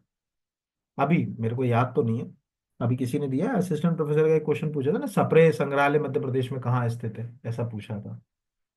तो वो भोपाल में है। ठीक है, न्यूज़पेपर से संबंधित ये संग्रहालय है सप्रे, जो है वो मध्य प्रदेश के भोपाल में दो जरा चर्चित संग्रहालय हैं, जो लीग से हट के, बाकी तो बहुत सारे हैं। एक है दुष्यंत कुमार पांडुलिपि संग्रहालय, वो भी भोपाल में है। दुष्यंत कुमार की जो रचनाओं और उनका लिखे हुए लेख आप वहां पर देख सकते हो। और दूसरा अगर कहा जाए कि सप्रे जो है वो यहाँ पर, तो भोपाल है। ये आपको दिख रहा है सप्रे संग्रहालय के अलंकरण समारोह में दर्जन भर से ज्यादा विभूतियां सम्मानित। अब किस किस को क्या अवार्ड दिया ये सब हमारे काम का नहीं, लेकिन एग्जाम में क्या आना है वो हमारे लिए काम करे। तो ये जो वन लाइन, अभी आज आपके दो तीन इंस्टीट्यूशन जो है ऐसे ही तैयार है। सप्रे संग्रहालय कहाँ है? भोपाल में है। ठीक है, राष्ट्रीय स्वास्थ्य जो है अगर मानसिक स्वास्थ्य पुनर्वास संस्थान कहाँ है? सीहोर में। अटल बिहारी वाजपेयी सुशासन संस्थान जो है वो कहाँ है? तो हमको समझ पड़ गया कि वो भोपाल में। यही प्रश्न जो है वो यहाँ पर एग्जाम में आते हैं। जैसे ये असिस्टेंट प्रोफेसर का था ना, या तो इसमें आया है या ऐसे किसी अभी जो पेपर हुए, देखो इसमें कहीं मैंने ऐसे किसी पेपर में देखा है, मुझे याद तो नहीं आ रहा किस पेपर में देखा है। तो लोगों को लगता है अरे बड़ा सरल है, सरल नहीं बहुत। हम रिवीजन करेंगे तो सरल है, रिवीजन नहीं करेंगे तो जो अगर कहा जाए सरल नहीं है। अभी देख रहे हैं ना कि आप पते तक पूछ लेते हैं जो हम लोग ऊपर करते हैं, तो अवेयरनेस से ही जो है वो चीजें तैयार होती हैं। बाकी तो जो चल रही गाड़ी वो चलती ही रहेगी। देखो कहीं शायद अब मुझे एग्जैक्टली क्या होता है कि कंफ्यूजन बहुत रहता है, एक जैसे इतने सारे पेपर हो जाते हैं। इसमें नहीं आया होगा तो इसके बाद वाले किसी में आया होगा, पर आया था क्वेश्चन, देखो शायद कहीं यहीं पे लिखा होगा। इसमें तो मुझे दिख नहीं रहा यहाँ पर। अब जैसे ये क्वेश्चन है, कितने बार एग्जाम में सब लोग पढ़ चुके हैं, संत रविदास ग्लोबल स्किल पार्क है ना, सबको मालूम है। जो अगर कहा जाए कि हम किससे कोर्स मॉड्यूल चला रहे हैं, किस देश के सहयोग से चला रहे हैं? Singapore. Singapore. Singapore. Course module उसके डिजाइन कर रखे हैं कि भैया जो है वो सिंगापुर से, कि भैया तुम जो है वो कोर्स मॉड्यूल में जो है वो यहाँ पर। ये ऐसे क्वेश्चन है जैसे मध्य प्रदेश ओलंपिक संघ का कार्यालय का, मतलब ये क्वेश्चन जो है वो आप इसमें धीरे धीरे देखना, या तो ऊपर छूट गया होगा या ऐसे ही किसी जो है वो पेपर में जो है वो प्रश्न जो है वो पूछा गया है। हमको प्रश्न आसपास ही हैं, कोई ज्यादा जो है अगर कहा जाए कि दूर प्रश्न नहीं है, आसपास ही से प्रश्नों के उत्तर ढूंढना है, उन्हीं से आंसर तक जो है वो पहुंचना है। चलो, तो बाकी तो ये हो गया। सतपुड़ा के जंगल किसकी रचना है? भवानी भवानी प्रसाद प्रसाद मिश्र। भवानी प्रसाद मिश्र। भवानी वो प्रसाद। नर्मदापुरम जिले का है। उसको तो जो अगर कहा जाए कि ये क्वेश्चन हमेशा जो है वो याद रखना है कि सतपुड़ा के घने जंगल ऊंगते अनमने जंगल, वो पूरी कहानी इतना अच्छा है, वो सुनने में मजा आता है उसको। पर हम लोग क्या होता है कि एक ही लाइन सुनते हैं और बाकी चीजों को सुनना पसंद नहीं करते यहाँ पर। चलो, ये तो एक बेसिक सी बात हो गई। अब ये जैसे देखो, पिछली साल अर्जुन ने अवार्ड का ये पूछ लिया, इस बार भी अब अर्जुन अवार्ड पे कोई ना कोई क्वेश्चन जो है वो दो चार जो है वो पूछेगा ही पूछेगा, कुछ ना कुछ तो जो है वो पूछेगा ही पूछेगा। फिर अगला जो है वो फरवरी 2024 में। अब देखो वो जो क्वेश्चन अभी दिखा ना, उसका भाई मिल गया हमको यहाँ। 24-25 फरवरी 2025 को भोपाल में आयोजित होने वाले ग्लोबल इन्वेस्टर समिट में किस देश को कंट्री पार्टनर बनाया जाएगा? जापान। यहाँ ये जापान क्वेश्चन हो गया, जैसे वहां देखा ना ग्लोबल स्किल पार्क में सिंगापुर है, जैसे यहाँ जापान। तो सरकार जो है अगर कहा, ये लिखा जापान बनेगा ग्लोबल इन्वेस्टर समिट का कंट्री पार्टनर। मुख्यमंत्री डॉक्टर यादव है ना, तो मुख्यमंत्री यादव ने निवेश को आकर्षित करने जाएंगे जापान, निवेश प्रोत्साहन के लिए 11 विभाग और डस डस डस, ये हमारे लिए काम का ज्यादा नहीं है। ठीक है, यहाँ पर ऑलरेडी जैसे लिखा कि एक तो देखो जापान जो है, आपको मालूम है हमारे मध्य प्रदेश में ऑटोमोबाइल की संभावना अच्छी है ना। जैसे आपने देखा होगा कि पीथमपुर जो है वो ऑटोमोबाइल इंडस्ट्री के लिए बहुत फेमस है। और जापान दुनिया में ऑटोमोबाइल इंडस्ट्री में लीडिंग कंट्री। दुनिया की जो टॉप लीडिंग जो अगर कहा जाए कार मैन्युफैक्चरिंग कंपनीज हैं, वो जापान जापान से आती है। दुनिया की सबसे बड़ी कार मैन्युफैक्चरिंग कंपनी भी जापान से आती है, नाम टोयोटा। टोयोटा है ना। तो जैसे टोयोटा जापानी कंपनी, वो वर्ल्ड की नंबर 1 कार मैन्युफैक्चरिंग कंपनी इस समय। ठीक है, तो वो जापानी कंपनी है, ये हमको पता होना चाहिए। तो जापान है, तो आज हिंदुस्तान में कई सारी कंपनियां हैं, जैसे मित्सुबिशी है, सोनी है, टोयोटा है, सुजुकी है, होंडा है, ठीक है, निशान है, ये सब जापानी कंपनी है। ये सब जो है वो जापान से जो है वो अगर कहा जाए तो हमको अपॉर्चुनिटी मिलेंगी यहाँ। और ये क्यों लिखा है इसमें? क्योंकि ये रीजनल समिट में नहीं हम उसको कंट्री पार्टनर बनाए, ये ग्लोबल इन्वेस्टर समिट जो 2 साल में एक बार होता है। लास्ट इंदौर में हुआ था, अब ये होगा। एक हो रहा है रीजनल जो अगर कहा जाए इंडस्ट्रियल कॉन्क्लेव हो रहे हैं, जो संभाग स्तर पर हम लोग जो चला रहे हैं उनको जोड़ रहे हैं आपस में। वो भी एक क्वेश्चन मैंने लिया यहाँ पर कि शहडोल में आयोजित रीजनल इंडस्ट्रियल कॉन्क्लेव में कितने हजार करोड़ के निवेश प्राप्त हुए। हाल फिलहाल के क्वेश्चन पेपर में आएगा, इसलिए क्वेश्चन निवेश वाला लिया, नहीं तो मैं निवेश वाला लेता ही नहीं क्वेश्चन। अगर आप 4 महीने के बाद किसी एग्जाम को या 6 महीने के बाद तैयार कर रहे हैं, बिल्कुल नहीं पूछेगा कि कितने करोड़ के निवेश आए। बट अभी चूंकि आप अगर महीने 2 महीने के अंदर जो भी पेपर दे रहे हो उसमें निवेश भी पूछ सकता है कि कितना अट्रैक्ट किया और कितने हो चुके हैं। तो सबको मालूम है कि रीजनल जो अगर कहा जाए इंडस्ट्रियल कॉन्क्लेव की शुरुआत कहाँ से हुई थी, कहाँ से हुई थी? उज्जैन। उज्जैन। उज्जैन। उज्जैन से शुरू हुई। इस क्रम में देखा होगा उज्जैन, जबलपुर, ग्वालियर, सागर, रीवा, नर्मदापुरम, शहडोल, ये सब क्या है? ये सब क्या है अपने आप में? अरे संभाग है ना। यहाँ पर अगर कहा जाए किसी क्षेत्र से, हर एक के अंदर कोई, किसी के अंदर 2 जिले हैं, किसी में 4 जिले हैं, ठीक है, किसी के अंदर 6 जिले हैं। अलग अलग जो अगर कहा जाए जिलों की कहानी है उसके अंदर। इसीलिए जो अगर कहा जाए कि इसको हम कैसे बढ़ाएं, उसमें इंपॉर्टेंट रोल है। किसी एक स्पेसिफिक केवल एक जिले को नहीं बढ़ाए, उस पूरे जिले से जो जुड़ा हुआ अगर कहा जाए जो बेल्ट है, उसके से लगे हुए जो संभाग हैं, उसको जो अगर कहा जाए ये बढ़ाने में बहुत इंपॉर्टेंट जो है अगर कहा जाए रोल प्ले करेगा। तो इस तरह से 7 हो चुके हैं। इसी क्रम में आप 8वां 9वां 10वां जो भी हो डाउनलोड कर लेना, बाकी तो आप एग्जाम में याद ही रखोगे, मुझे बताने की जरूरत नहीं है। अगला भी इम्पोर्टेंट है क्योंकि इसको कैबिनेट से मंजूरी मिल गई है। मुख्यमंत्री मध्य प्रदेश मंत्री परिषद के द्वारा 15 जनवरी 2025 को गरीब कल्याण मिशन के क्रियान्वयन को स्वीकृति दी गई। अब आपको ये प्रश्न क्यों आएगा? आप में से किसी ने अगर अभी टेक्निकल वाला जो सिलेबस है असिस्टेंट प्रोफेसर का या इस तरह का, उसमें एक टॉपिक उन्होंने जोड़ दिया जो पीएससी में भी है इनडायरेक्ट, वो है मल्टी डायमेंशनल पॉवर्टी। सुना होगा ना, बहुआयामी बेरोजगारी, सुना कि नहीं सुना? उसमें है सिलेबस में। यहाँ पर उनने जोड़ दिया वहाँ। यहाँ अगर आप इस सिलेबस में जाएंगे, देखो ये कहीं पड़ा हुआ है सिलेबस मेरे पास उसका, ये जो अभी नया सिलेबस। तो आप ये मत सोचना कि आपके नॉर्मल जो पीएससी के एग्जाम उसमें नहीं आएगा, उसमें भी वो कहीं जो है वो अगर कहा जाए है इनडायरेक्टली अगर कहा जाए उसमें। तो यहाँ अगर हम इसमें देखें, ये लिखा ना बहुआयामी गरीबी सूचकांक में मध्य प्रदेश की स्थिति, ये जो डाला है, क्यों डाला है? ये इसका भी उत्तर है कि सरकार चाह रही है कि हम गरीबी, अब देखो आप पूरी गरीबी नहीं मिटा सकते, सरकार की चालाकी ये होती है कि वो बहुआयामी, क्योंकि उसमें कई सारे पैरामीटर्स होते हैं, तो मल्टी जो है वो डायमेंशनल पावर्टी को कम करती है। ऐसे भी मालूम होगा कि अभी हमने जो मल्टी डायमेंशनल पावर्टी में भारत के जो टॉप 3 स्टेट्स हैं उसमें हमने अपनी जगह बना ली, मालूम होगा, ठीक है। टॉप 3 स्टेट्स में मालूम है कि नहीं मालूम है? सबसे ज्यादा यस सर। गरीब, बहुआयामी गरीबी से बाहर निकलने वाले राज्य में उत्तर प्रदेश, मध्य प्रदेश, राजस्थान जैसे, उत्तर प्रदेश, मध्य प्रदेश, राजस्थान और बिहार राज्य शामिल हैं, मालूम है कि नहीं मालूम है? जी सर। है ना। तो ये प्रश्न क्यों लिया है, पहले तो इसको ध्यान से देखो। इसका प्रेस रिलीज है ये कैबिनेट का। इसमें बार बार वो बीच में नीचे भी ये बोल रहे हैं, यहाँ पर देखो, बहुआयामी गरीबी गरीबी इंडेक्स के मुख्य बिंदुओं में महिलाओं और बच्चों को पोषण सुनिश्चित करना।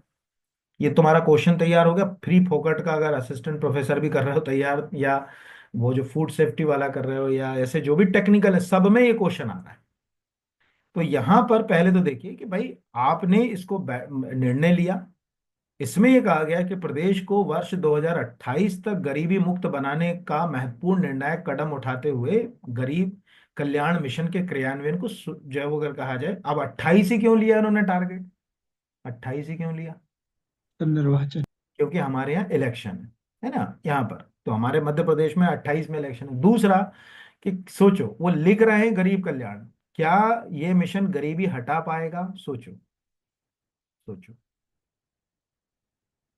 क्या ये मिशन गरीबी हटा पाएगा, हाँ कि ना? अरे नहीं हटा पाएगा ना। बोल क्यों नहीं रहे हो कि 50 साल से तुम गरीबी हटा पाए? क्या क्या हटा देगा लेकिन उसकी जगह क्या हटा सकता है? बहुआयामी गरीबी। बहुआयामी गरीबी कई उन पैरामीटर को हम कर सकते हैं ना। तो यहां पर आप देखो कि बहुआयामी में क्या है ना, महिला बच्चों का पोषण, हमने अगर न्यूट्रिशन ठीक कर दिया, सबको देने लगे, तो हमने कहा यार हमने मल्टी डायमेंशन पॉवर्टी से इतनों को निकाल लिया। शिशु मृत्यु दर को कम कर दिया, गर्भवती महिलाओं का स्वास्थ्य सुनिश्चित कर दिया, माध्यमिक शिक्षा सुनिश्चित कर दी, माध्यमिक शिक्षा के लिए स्कूल से सुनिश्चित कर दी, भोजन पकाने के लिए ईंधन सबको कह दिया कि लो भैया तुमको गैस सिलेंडर दे रहे हैं, स्वच्छता, पेयजल, विद्युत कनेक्शन, आवास, ये सब को मिलाकर बन रहा है मल्टी डायमेंशनल पॉवर्टी के बहुत सारे पैरामीटर्स। हालांकि दुनिया में तो 4 ही पैरामीटर पे वो हमारे लिए काम के नहीं, लेकिन हम इन सब पे काम करेंगे। और यही रीजन है कि जो ये जो फिगर है यहाँ पर, मल्टी डायमेंशनल पावर्टी, PIV। अगर हम इस फिगर, क्यों ये बार बार मैंने पढ़ा भी चुका हूं तुमको पहले।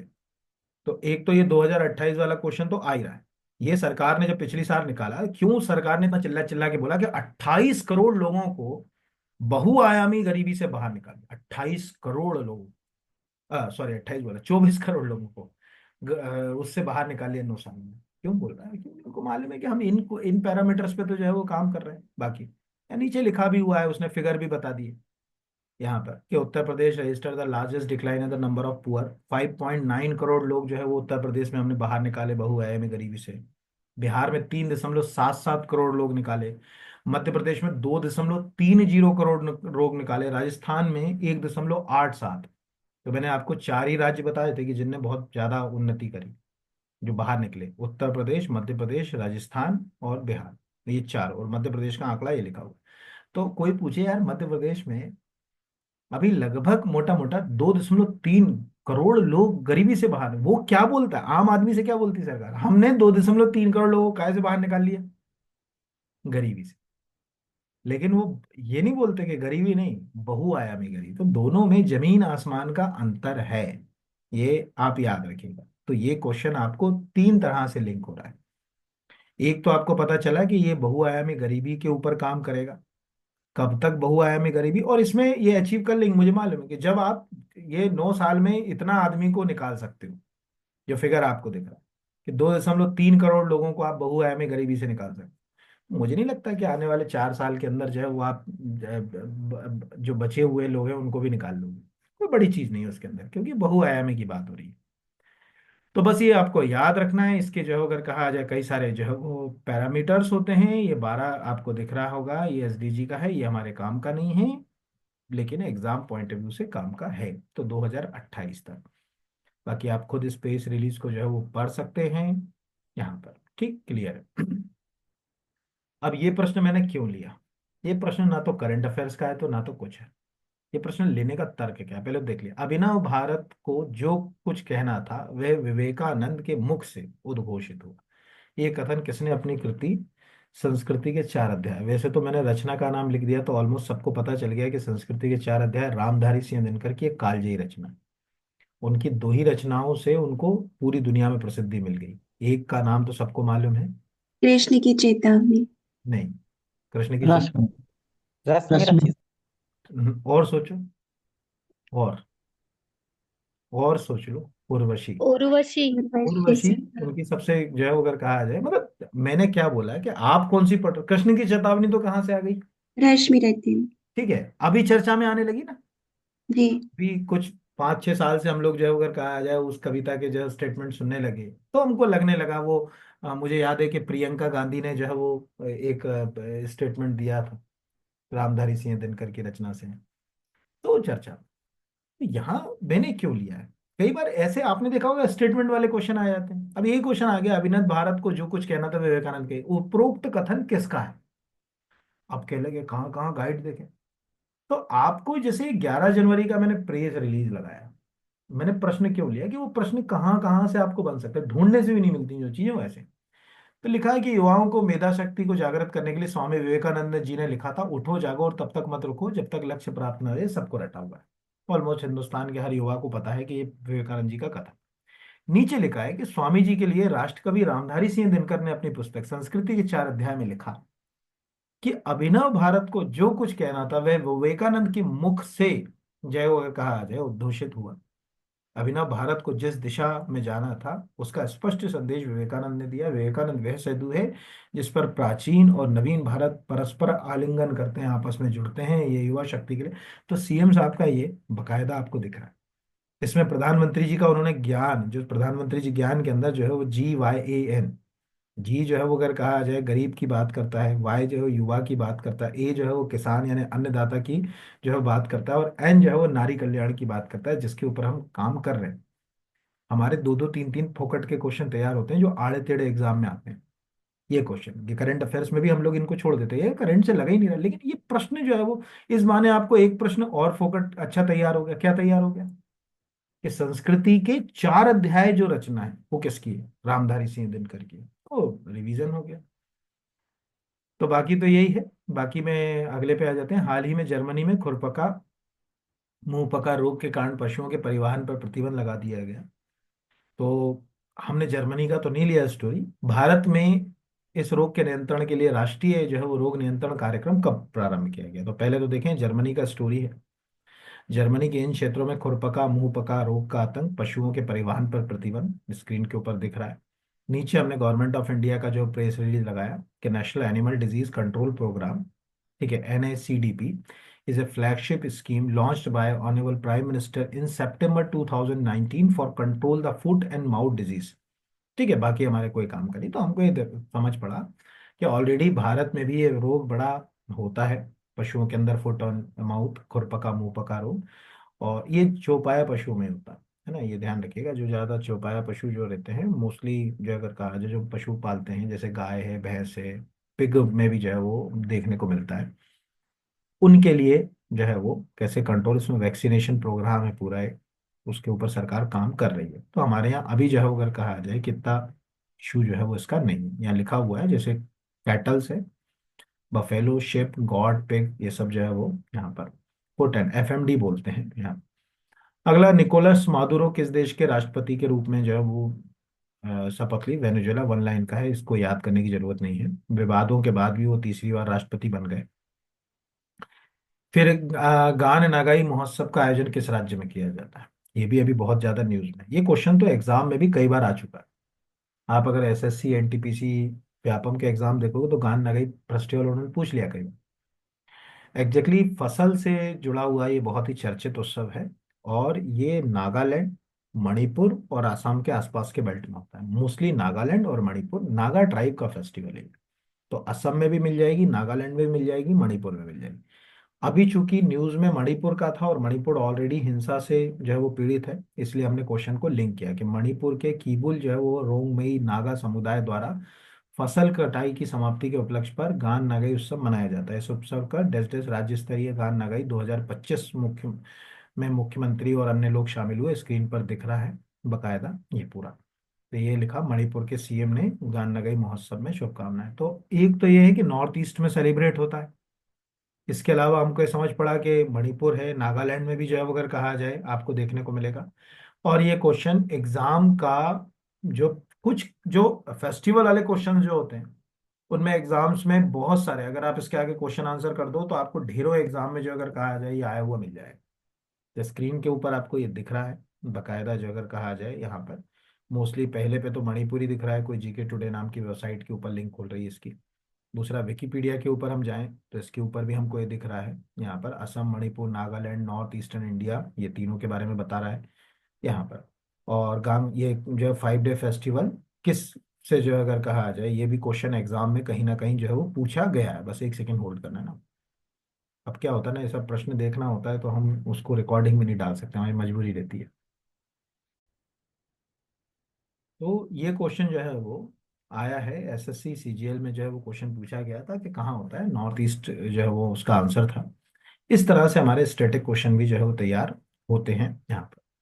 तो ये जैसे अभी एक 2-3 साल पहले MPPSC का एक कोई एग्जाम था, उसमें संगई फेस्टिवल का आया था, याद है? संगई महोत्सव जो है वो ये जब सर शंघाई महोत्सव हमारे, का संबंध। हाँ, तो हमारे मुख्यमंत्री जी क्या बोलते हैं कि उस समय जो शिवराज सिंह जी चौहान जो थे, तो वो जो है वो अगर कहा जाए कि उसमें सेलिब्रेशन में गए थे, कि संगई जो अगर कहा जाए उसमें गए। अब संगई जो अगर कहा जाए मैं क्यों गए, क्योंकि वो जो फेस्टिवल था संगई एग्जैक्टली एक प्रकार की हिरण की एक ऐसी प्रजाति है, उसी से मिलती जुलती जो अगर कहा जाए एक प्रजाति हमारे यहाँ पाई जाती है जिसको ब्रेडरी बारहसिंगा बोलते हैं। याद है ना, ब्रेडरी नाम का बारहसिंगा हमारे यहाँ काना किसली की जो है वो अगर कहा जाए पहचान है। तो उनने कहा कि यार तुम्हारे यहाँ भी है, हमारे यहाँ भी है, दलदल या जो है वो आर्द्र क्षेत्रों में पाया जाता है, तो तुम आ जाओ। तो मुख्यमंत्री जी को मणिपुर ने इनवाइट किया, तो मुख्यमंत्री जी संगई फेस्टिवल में जो अगर कहा जाए वहां पर गए। तो वो प्रश्न PSC ने पूछ लिया कि आप कहाँ होता है, और करंट अफेयर्स का क्वेश्चन था और लिंक हुआ। अब किस एग्जाम में आया वो तो मुझे बिल्कुल याद नहीं है, पर आया है। हाल ही में मध्य प्रदेश में चर्चा में रही जंगल सत्याग्रह किस वर्ष के जंगल सत्याग्रह से प्रेरित है? अभी हमने, ये मुझे जो अभी मेरे साथ बच्चे हैं उनको यूट्यूब पे जो सुन रहे हैं उनको तो नहीं पता है, बट बाकी सबको जो है वो स्टोरी पता ही है कि जंगल सत्याग्रह 1930 में हुआ। अभी विधानसभा में ये फिल्म का प्रदर्शन किया गया था, प्रदीप उइके ने इसको डायरेक्ट किया था। और वो नहीं आएगा कि किसने डायरेक्ट किया क्या किया। और उसमें ये बताया गया कि 1930 में जो जंगल सत्याग्रह हुआ था उसमें जो हमारे सत्याग्रही थे उनका क्या कंट्रीब्यूशन था उसके ऊपर। और मैंने आपको बताया था कि 1930 की जो चर्चित जंगल सत्याग्रह से जुड़ी हस्ती में कोई पांच छह नाम, कोई भी एक व्यक्ति बोल दो, पांच नाम जो जंगल सत्याग्रह से जुड़े हुए।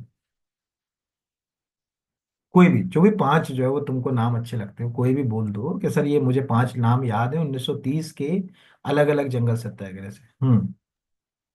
सर गंजन सिंह कोरकू, फर्स्ट इज बेमा गंजन बाई। सिंह, एक एक बेटा है ना। जैसे एक बच्ची बोल रही है ना तो मैं उसको रिवीजन भी करा दूं। जैसे गंजन सिंह कोरकू, उसकी जगह क्या बोलोगे कि जो है वो बैतूल के घोड़ा डोंगरी में गंजन सिंह कोरकू जंगल सत्याग्रह में एक बहुत बड़ा नाम थे। ये पहला हो गया। हाँ, अगला। सर रामू गोंड, ठीक है, एक हो गया रामू गौड़। हाँ, और? मकड़ू। ठीक है, चलो मैं बता देता हूँ इसके अलावा। सर दुर्गा शंकर मेहता, टूरिया जंगल सत्याग्रह, वेरी सिवनी। गुड। हाँ, तो अब जैसे ये बच्चे ने बोला कि जो दुर्गा शंकर जो मेहता थे वो टूरिया जंगल सत्याग्रह में शामिल हुए थे। उस सत्याग्रह में कुछ जो है अगर कहा जाए जनजातीय योद्धाओं ने भाग लिया था, जिसमें बिरजू भोई थे, मुड्डे बाई थी, रेनो बाई थी, जिन पे पुलिस के द्वारा गोली चलाई गई। जिसमें वो मुड्डे बाई, ठीक है, देवो भाई, बिरजू भोई, इनकी जो है अगर कहा जाए मृत्यु हो गई, ये शहीद हो गए। तो वो जो था वो टूरिया जंगल सत्याग्रह था। ये आपको जो है वो याद रखना है। ये 9 अक्टूबर 1930 को हुआ था गोली कांड टूरिया जंगल सत्याग्रह का। और दूसरा जो था वो था गंजन सिंह कोरकू। तो गंजन सिंह कोरकू वाला जो जंगल सत्याग्रह हुआ था वो अगस्त में 22 अगस्त 1930 को एक बंजारी ढाल नाम की जगह घोड़ा डोंगरी में, वहां पर इन्होंने जो है वो अंग्रेजों के खिलाफ। और कितनों को याद है कि इन सत्याग्रह के पीछे का मूल आधार गांधी जी का 1930 का जो है वो सविनय अवज्ञा आंदोलन था कि कुछ और था? हम्म? सर सर पंजाब नमक नमक आंदोलन। सत्याग्रह। फॉरेस्ट एक्ट 19 नहीं, sir forest act 19 forest act 1927। नमक सत्याग्रह के नमक कानून तोड़ रहे थे कि जंगल में जा जाके नमक जो है वो खोद रहे थे? गांधी जी तो निमित्त थे। मैंने क्या बताया था कि 1927 के फॉरेस्ट एक्ट में इनके सब राइट छिन गए थे ट्राइब्स के। तो जब इनको पता चला कि 1930 में गांधी जी जो है वो अपने राइट के लिए कानून तोड़ना, भी गांधी जी ने कहा कोई गलत नहीं, अगर हम अपने अधिकारों के लिए और सही के लिए कानून के खिलाफ खड़े हो रहे हैं तो कुछ गलत नहीं। तो इनको भी लगा कि ये फॉरेस्ट एक्ट 1927 का विरोध करना चाहिए। इसीलिए इन लोगों ने जो है जंगल सत्याग्रह किया। और मोस्टली इस सत्याग्रह में या तो लकड़ी काट कर या घास काट कर जो है वो सत्याग्रह किए गए। ये ऑलमोस्ट इस क्लास में मुझे लगता है कि सबको याद होगा। जैसे याद है ना कि वो मुड्डे भाई वाला जो दुर्गा शंकर मेहता वाला था, उसमें ये लोग सब कहाँ चले गए थे? एक चंदन के बगीचे में। तो वहां जाके क्या काटी थी इन्होंने? घास। तो रिवीजन करो, बिना रिवीजन के चीजें याद नहीं रहेंगी, भूल जाओगे। अभी जैसे मैंने पांच नाम पूछे उसी में कंफ्यूज हो रहे हैं। मुझसे पूछते तो मैं तो सब बता देता तुमको। ठीक है, तो वो अब रिवीजन से ही संभव होगा। बिना रिवीजन के आप सोचोगे कि संभव होगा तो नहीं होगा, यह याद रखें। सर ओरछा में लाला राम वाजपेयी ने भी किया था ना। हाँ बेटा, वो वहां से कि बहुत पूरे मध्य प्रदेश में कई जगह हुए। जनजातीय अगर कहा जाए ट्राइबल्स लीडर्स की या ट्राइबल हीरोज की बात करें तो उसमें बैतूल और सिवनी चर्चा में थे।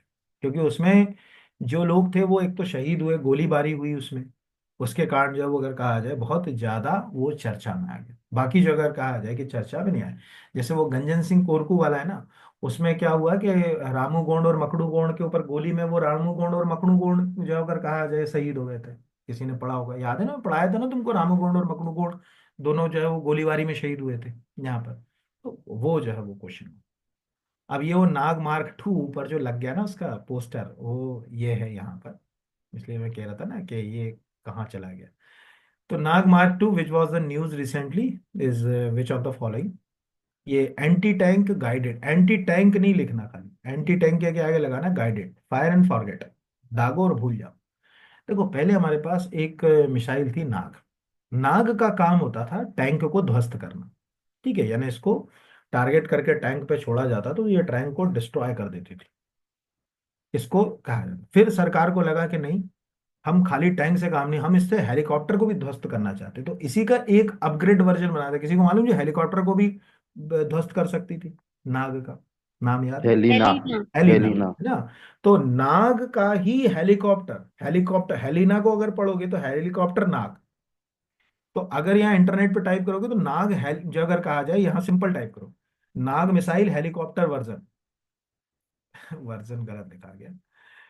इतना ही कर लोगे तो भी आ जाएगी। तो इसको हेलिना नाम से उन्होंने क्या करा, ये लिखा हेलिना, हेलीकॉप्टर लॉन्च नाग मिसाइल यहाँ पर। तो ये इस तरह से जो अगर कहा जाए हम लेकर आए, तो है जो है वो ये भी आई कि अब हम हेलीकॉप्टर से भी कर सकते हैं, हेलीकॉप्टर को भी मतलब टारगेट कर सकते हैं। फिर अभी फायर एंड फॉरगेट, एक बार आपने टारगेट सेट कर दिया, छोड़ दिया, फिर वो अपना टारगेट खुद जो है वो ढूंढेगी। उसके ऊपर अब जो आ रही है वो आ रही है ये। तो ये गाइडेड मिसाइल के रूप में आ रही है। तो ये नाग मार्क टू उसका ही एडवांस रूप है, जो एक एंटी टैंक मिसाइल है, but anti tank guided missile के रूप में इसको जाना जाता है। बहुत ज़्यादा न्यूज़ में है। पीआईबी का ऊपर कहीं जहाँ पर प्रेस रिलीज था वो अपने को देखना पड़ेगा, वहाँ भी इसमें लिखा हुआ है कहीं। बाकी तो इतना ही याद रखना, इससे ज़्यादा अपने को याद रखने की जरूरत नहीं, और इससे ज़्यादा कुछ आएगा भी नहीं। हाँ, लेकिन नाग के बारे में आपने दिमाग में हो गया ना कि हेलिना भी नाग का ही एक वर्जन है, ये एक एंटी टैंक। ये तो ध्यान से देखो, ये नाग मार्क टू में क्या वर्ड लिख रहा है ना, ये लिखा हुआ third generation anti tank fire and forget guided missile. क्यों लिख रहे हैं प्रेस रिलीज? दागो और भूल जाओ। टारगेट सेट कर दिया बस, देखेंगे फिर जो वो खुद ही ढूंढ लेगी अपना निशाना जो। तो इससे बहुत बेनिफिट मिलेगा, क्योंकि जब हम जमीनी लड़ाई लड़ते हैं तो उसमें टैंक्स बहुत इंपॉर्टेंट रोल करते हैं, और टैंक्स को डिस्ट्रॉय करना जो अगर कहा जाए एक चैलेंज होता है। पहले तो आपको याद होगा कि खुद ही बेचारे सैनिक जो अगर कहा जाए टैंक्स, वो पिक्चर याद है बॉर्डर, उसमें वो सुनील शेट्टी आपने देखा होगा ना, क्या टैंक के नीचे ही जो है वो क्या बोलते हैं उसको, नाम ही में, लैंड माइन्स। लैंड माइन जो अगर कहा जाए, उसको जो है वो लेकर चला जाता है, और मतलब वो शहीद ही हो जाता है। तो अब हमारे लिए वो चैलेंजेस तो नहीं है, अब हम उससे आगे के फेस में आ गए। तो ये सब मिसाइलें हमको हेल्प करेंगी, यानी वो जमाना 65 का युद्ध और 71 के युद्ध से अब हम बहुत बाहर निकल गए हैं यहाँ पर। इसलिए ये क्वेश्चन जो है वो हमारे लिए वन लाइन का था कि एक्चुअल नाग मिसाइल क्या है, नाग जो है वो मार्क टू क्या है, ये भी क्वेश्चन आ सकता है। हाल ही में भारतीय महिला क्रिकेट टीम ने राजकोट में किस देश के खिलाफ अपना सर्वोच्च स्कोर बनाया? आयरलैंड। वन लाइन का है, ज्यादा याद नहीं करना, ठीक है? वन लाइन मतलब ये वन लाइन का ही जो है वो क्वेश्चन है, इसमें कोई और ज्यादा चीजें नहीं, ढूंढोगे तो मिल जाएगा। मतलब नीचे जो है उसका प्रेस रिलीज का फोटो भी जो है मैंने लगा रखा है यहाँ पर। तो ये आयरलैंड है, ये अपने को याद रखना। आंसर लगाया भी मैंने किसी जगह नीचे जो है वो लगाया भी हुआ है इसमें। ये हो गए आपके जो है वो इम्पोर्टेंट इम्पोर्टेंट जितने भी क्वेश्चंस थे। अब इसके अलावा कुछ जो है टॉपिक्स मैंने नीचे, जिनके एमसीक्यू नहीं बनाए लेकिन मैंने रफली लगा दिए। जैसे 3 युद्धपोत का जलावतरण, अब हम जो है अगर कहा जाए कि खुद इंडिजिनियस पोर्ट बनाने लगे, ये हमारे लिए ज़्यादा काम का नहीं। ब्रह्मोस क्रूज मिसाइल, भारत से ब्रह्मोस मिसाइल खरीदेगा इंडोनेशिया, गणतंत्र दिवस पर हो सकती है घोषणा। तो अभी ये भी आपको आ सकता है कि ब्रह्मोस मिसाइल जो है वो भारत ने किस देश के साथ विकसित करी है। तो हमने ब्रह्मोस मिसाइल को डेवलप किया है क्या बोलते हैं कि रूस के साथ। ब्रह्मपुत्र और मोस्कावा नदी के नाम पर इसको ब्रह्मोस जो है वो नाम मिला है। ये हमारी एक सुपरसोनिक क्रूज मिसाइल है, ये क्रूज मिसाइल इसके साथ जो अगर कहा जाए, अगर ये डील हो जाती है तो ब्रह्मोस मिसाइल खरीदने वाला तीसरा दक्षिण एशियाई देश बनेगा इंडोनेशिया। ये आपको याद रखना है ना। इसके पहले फिलीपींस और वियतनाम के साथ हमारी डील हो चुकी है, अब तीसरा देश हो जाएगा। तो अगर ये अभी मान के चलो हो गई एग्जाम के पहले 15 दिन, 20 दिन, 25 दिन पहले, तो हम ये भी प्रश्न पूछ सकते हैं कि भारत ने ब्रह्मोस मिसाइल के लिए किन देशों को बेचने के लिए डील साइन की है, ABC या उपरोक्त सभी, ऐसा कोई क्वेश्चन भी पूछ सकता है। फिर जो है वो हिडनबर्ग रिसर्च, ये जो अगर कहा जाए इसमें सिंपल क्वेश्चन आएगा अमेरिका, ठीक है? क्योंकि इसने तो इतना जो है वो हल्ला मचा रखा था हिंदुस्तान में, वो हल्ले ही खत्म हो गया, खुद ही बंद कर लिया इन्होंने।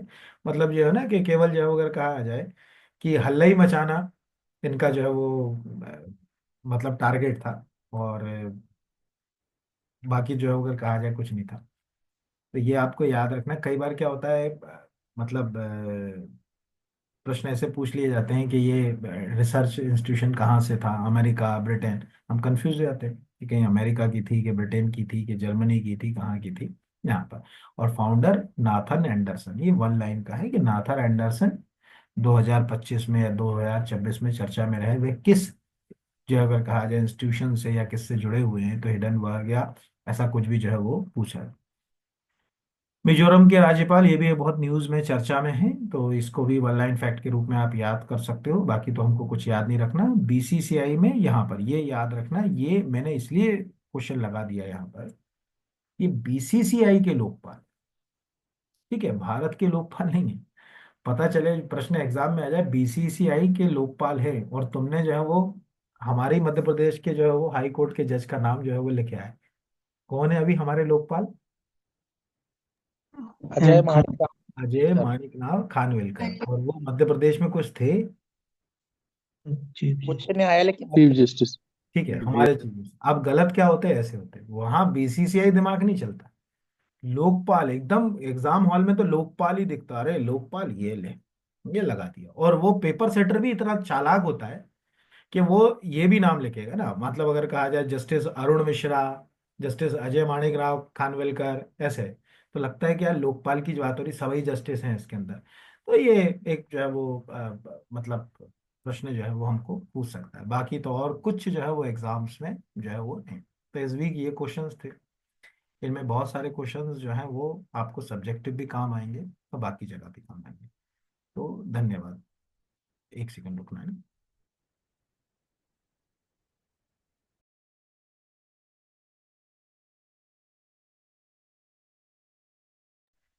इस तरह से आज के करंट अफेयर्स में हमने बात की, क्या टॉपिक्स आ सकते हैं सब्जेक्ट के साथ, ये सब डिस्कशन हमारा हुआ। उम्मीद है आपको ठीक लगा होगा। चैनल को अगर सब्सक्राइब नहीं किया है तो चैनल को सब्सक्राइब कीजिए।